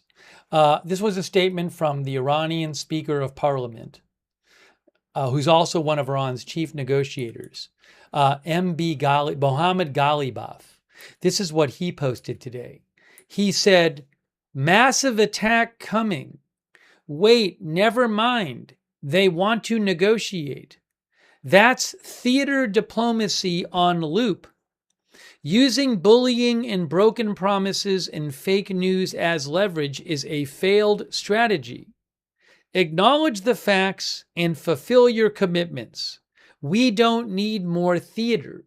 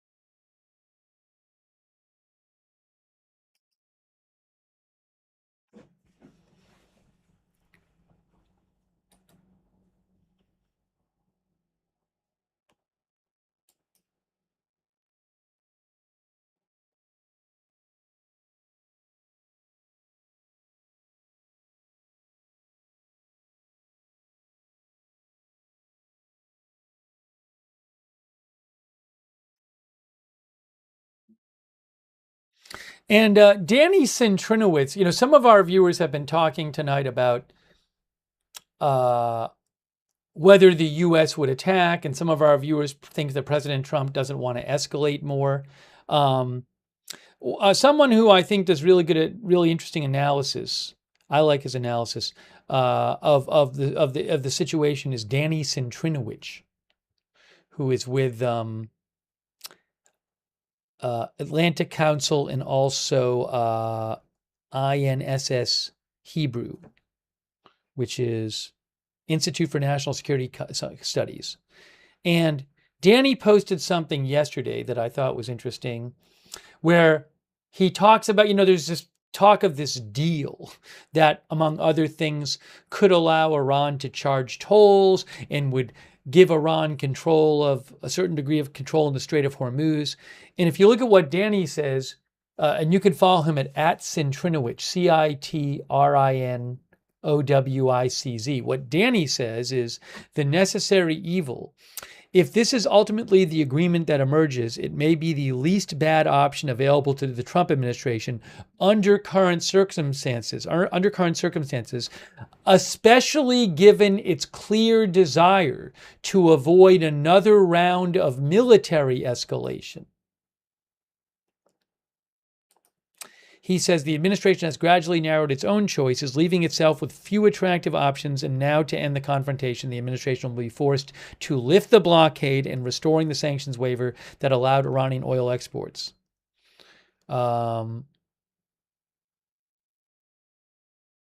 From day one, it was clear, he says, that restoring the Strait of Hormuz to its pre-crisis status would have required either regime change in Iran or a sustained military effort to impose control over the waterway. Neither option was politically or strategically acceptable to Washington, given the enormous costs and long-term commitments we would require. Sometimes the least desirable option is the only realistic one. So what he's saying is, like, if you want to get the strait back open, and you can either reach an agreement with Iran where basically they're going to be able to charge tolls if they want to and have control to a degree of the strait, or you can get regime change or a sustained military effort to impose control over the waterway. And he's saying that it doesn't seem like the Trump administration wants to do either of those options, which would be very involved and risky with militarily, right? So he's saying that's just the way it is. I mean, he's not saying there's not other options. He's just saying that at this point, it doesn't seem like the Trump administration is ready to go for those options. Wall Street says sometimes taco is a good thing. Roger Shoemaker says day one this analysis with me. So this is what Danny thinks. Winnie Mochi thinks the other options don't exist. Winner versus loser says, or let Israel get the job done. Andrew Harry thinks the U.S. has abandoned the Gulf states. Maverick in Mexico, our viewer, thinks Hegseth is on thin ice because Trump wants to exit this war and Pete is the one who was pushing hardest for it at the beginning. That's what Maverick in Mexico says. Andy says least bad option. Smiley face.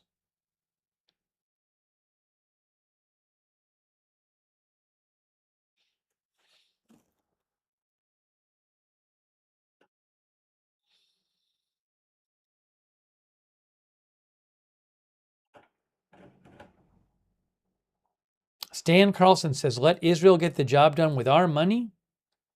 All right, I'm going to do a last check here and see if there's anything pressing right now. But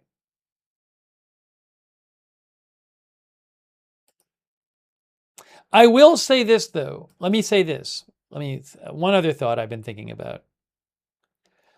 It's one thing to say, okay, well, if the U.S. doesn't want to carry out some big attack again, it seems like they're just going to have to say, okay, we agree to a deal. And, however you spin it, it'll be a deal in which Iran has some control over the strait and gets to charge tolls or whatever. I will say this. I don't know if President Trump will ever agree to such a deal. So I don't know what's going to happen. Because I don't know that Trump is the kind of person who would want to agree to that deal.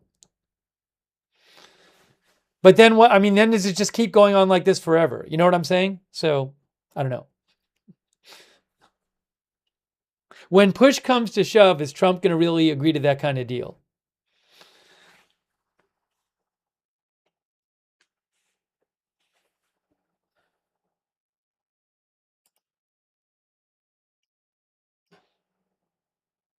Old Lobster says that is what America does forever wars in the Middle East.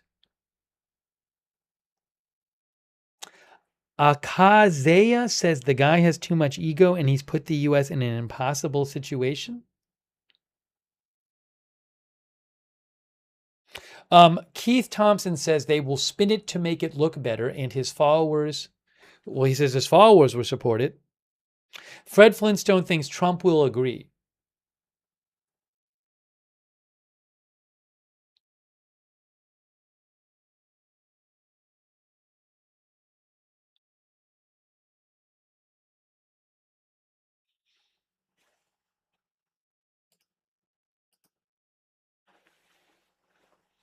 By the way, hold on a second here.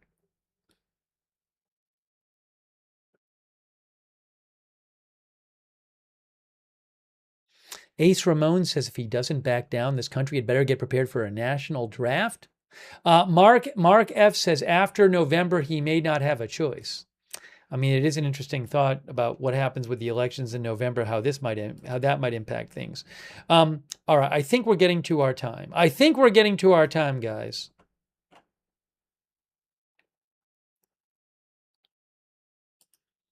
So we have talked about what's going on in the Middle East. We've talked about we did some more discussion about the overall state of things tonight. And we talked about Saudi Arabia and the Houthis. So we are going to keep an eye on things, but I really appreciate everybody joining us for the stream tonight. And I'm glad we got to take some comments. And again, I don't know what's going to happen. Oh, Jeff Gwaltney says, I'm sure Trump said at first ceasefire, what? That the Lincoln was 80% low on munitions. We were reloading? You think Trump said at the first ceasefire that we were reloading? I think that's what Jeff is saying. I'm sorry, Jeff, if I'm misinterpreting your comment.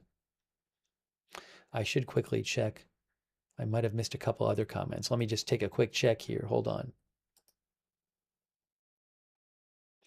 PW360 claims that Stephen Miller said to Fox, Trump decided no tolls and won't accept it. I mean, Trump himself has said things like this before. We'll have to see what happens.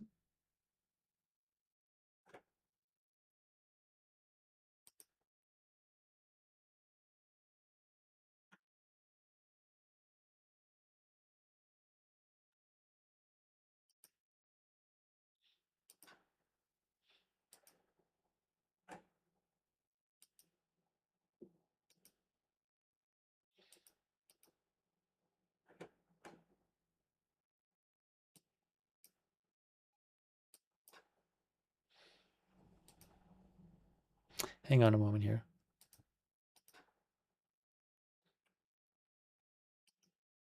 By the way, I just saw this. So I missed this before.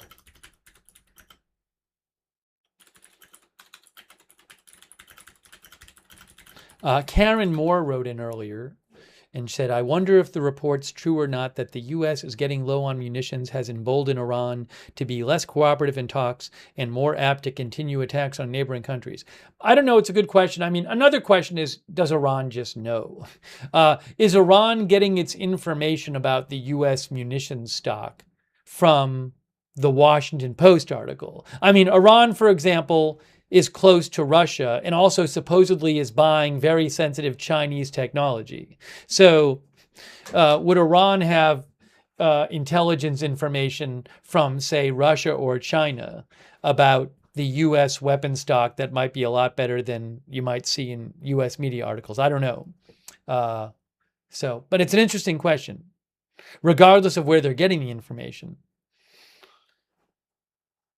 What do they think about the stockpile, and has that affected their conduct? It's a good question. Thanks, Karen, for writing in. Okay, I think it's our time. I think it is our time. But I really appreciate people being here for the stream. And yeah, definitely keeping an eye on what's going on. I know it's sort of like with the U.S. and Iran, it's been kind of like no active fighting that we've heard about really, but it doesn't feel to me like we're at this very stable place. So, I mean, I would prefer no fighting, but I think once Iran says this is our deal for the Strait of Hormuz, who knows what's going to happen then. So, and then it certainly seems like the things are ramping up between the Houthis and Saudi Arabia too. So something to keep an eye on. Gregel says, it's tiring to hear all these peeps say the U.S. is low on munitions. Do you really think this information is going to be released to the public? All right. So again, thank you for joining us. If you want, you can subscribe, follow the channel, Agenda Free TV. We cover all kinds of live breaking news without an agenda. And I will post updates when I'm not live on my X account, which is @Lookner. You can follow me if you want over there for updates @Lookner. Breaking news updates. And, oh, Joe Seals. Joe says, from Maggie the Coonhound Dog. Hey, say hi to Maggie for me. Thank you so much, Joe. That's very kind of you. And Ben and Eli as well. Thank you so much. Joe Seals, JW Seals, really appreciate it, Joe. Thank you. And very kind of you. Thanks for all your support. I would suggest turning on our notifications for the channel, because you never know when big news is going to happen. And I can't tell you in advance our whole schedule because I don't know when the news is going to be. But we have our own free notification system. It's free to sign up. It's really reliable. You'll get sent a notification whenever we go live, before we go live, so you don't miss a stream. So the mods will post the link to the notifications in the chat. And you can find that link to sign up for the notifications on YouTube and Facebook in the description of this video as well. So sign up for the notifications.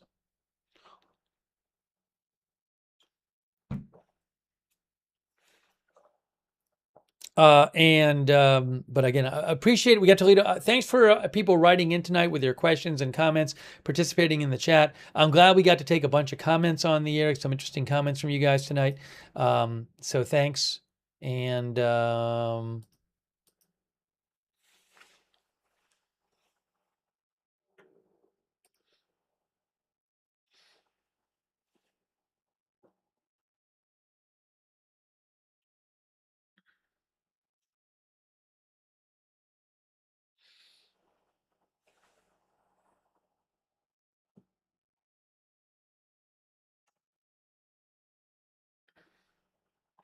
Jeff Gwaltney wants no long wars, Jeff said.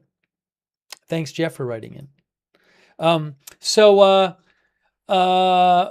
appreciate people sending me news updates and posting news updates in the chat and helping me figure out what's going on. So thank you for that. Hey, huge thanks to our moderators. Incredible. Our moderators are awesome. They're the best. We could not have our chats without our moderators. So I very much appreciate them being in the chat and keeping things civil and respectful while people discuss things. Haley Girl, Deadwing, Ruth, over there on YouTube, Roberts May Queen, and all of our other YouTube moderators. Big thanks. On Facebook, oops, Kay Lowry Body, Michael Fergal, Andrea Holder, Darren Charlo, Paul Anderson, big thanks. Linda Bell, Glary, Misha over on X. On Twitch, people like Matthew Kohai 3, Flux Eternus, Surly Dev, and all of our other Twitch mods. Thank you, moderators. Also, thanks so much to everybody for supporting the channel tonight. That was really kind of you. A lot of really generous support. Joe Seals, who I thanked, Tormented Tantalus for the memberships, and 8-6 for the memberships, and all of our other supporters who I thanked earlier. So nice of you guys. Really kind. So thanks for supporting the channel, letting the channel exist. That's how the channel exists, is your support. I think I got everybody over on Twitch. Later, Gent, that I thank for subscribing. Thank you. Appreciate it. Hey, another way to find out when we're live, if you're on X, follow the channel on X. I always give you a heads up over there before we're going on the air. At Agenda Free TV on X, you can follow over there.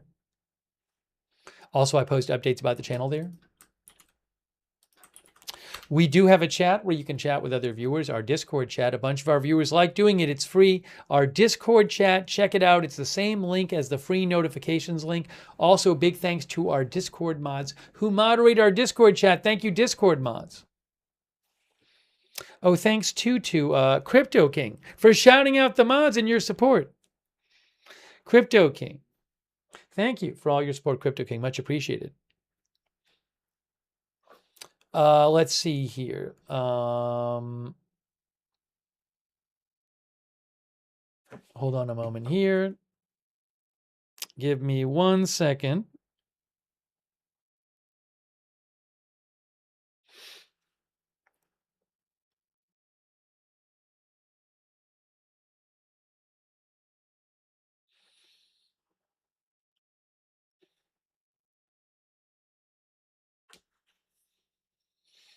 For our YouTube viewers.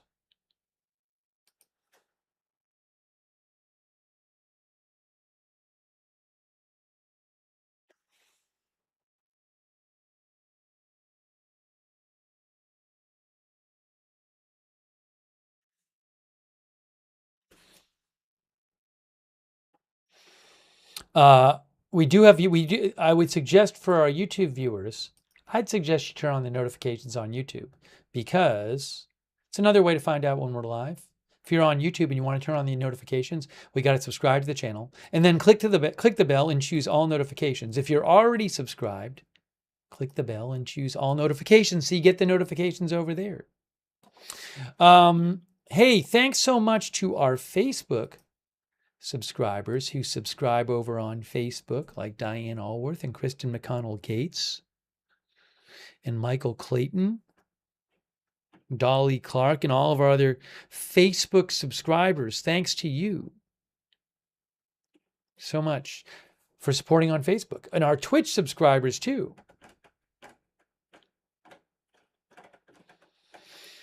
Like Later Gent, Jazzy Renee, Aaron Weirdo, G Slayer, Naomi Rousseau, and thanks for the gift subscriptions, Naomi Rousseau. Again, I really appreciate that. And Justin D. Winters. That was Naomi who gave the gift subscriptions. Am I correct? I think. Yes, it was Naomi. Seed Music. Thank you. Jax Haku, Jax Animals, Flux Eternus, Matthew Kohai 3, Boba J Fett, Wall Street Shaggy, Maverick in Mexico, Simp Nasty. Did I thank Maverick Pixel? All of our Twitch subscribers. Flug Fisketrol Carlin. Thanks for subscribing. King of Wit.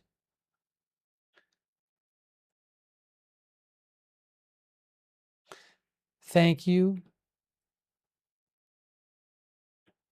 All of our other subscribers over there. And our YouTube members. Hey, thanks to our YouTube members for being members and supporting the channel, like Crypto King, YE2K2, Gary Baines, CAC813, Glastron, Harper Ann, Dorn Machine, Roger Shoemaker, TYS, Steel Booking, Lori Durstein, and our other YouTube members. Hey, thanks Tim L for watching. The Missing Link, thanks for watching. Nasho Tamojag, thank you for watching. Rose Ferguson, Andy F, Sal 1999, Gudel Ramos, Mr. Moon, thanks for watching. Speed Wiener,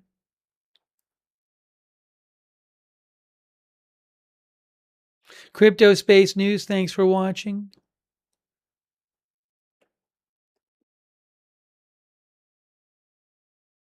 Pimp Lord says at this point, Trump just can't just pull out of Iran. Someone has to stay behind and keep the kids in check.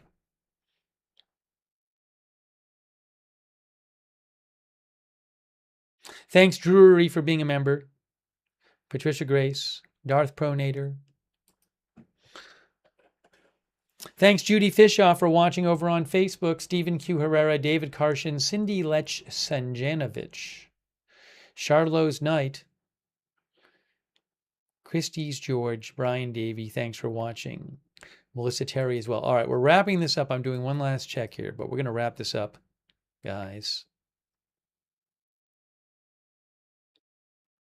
But we'll keep an eye on developments.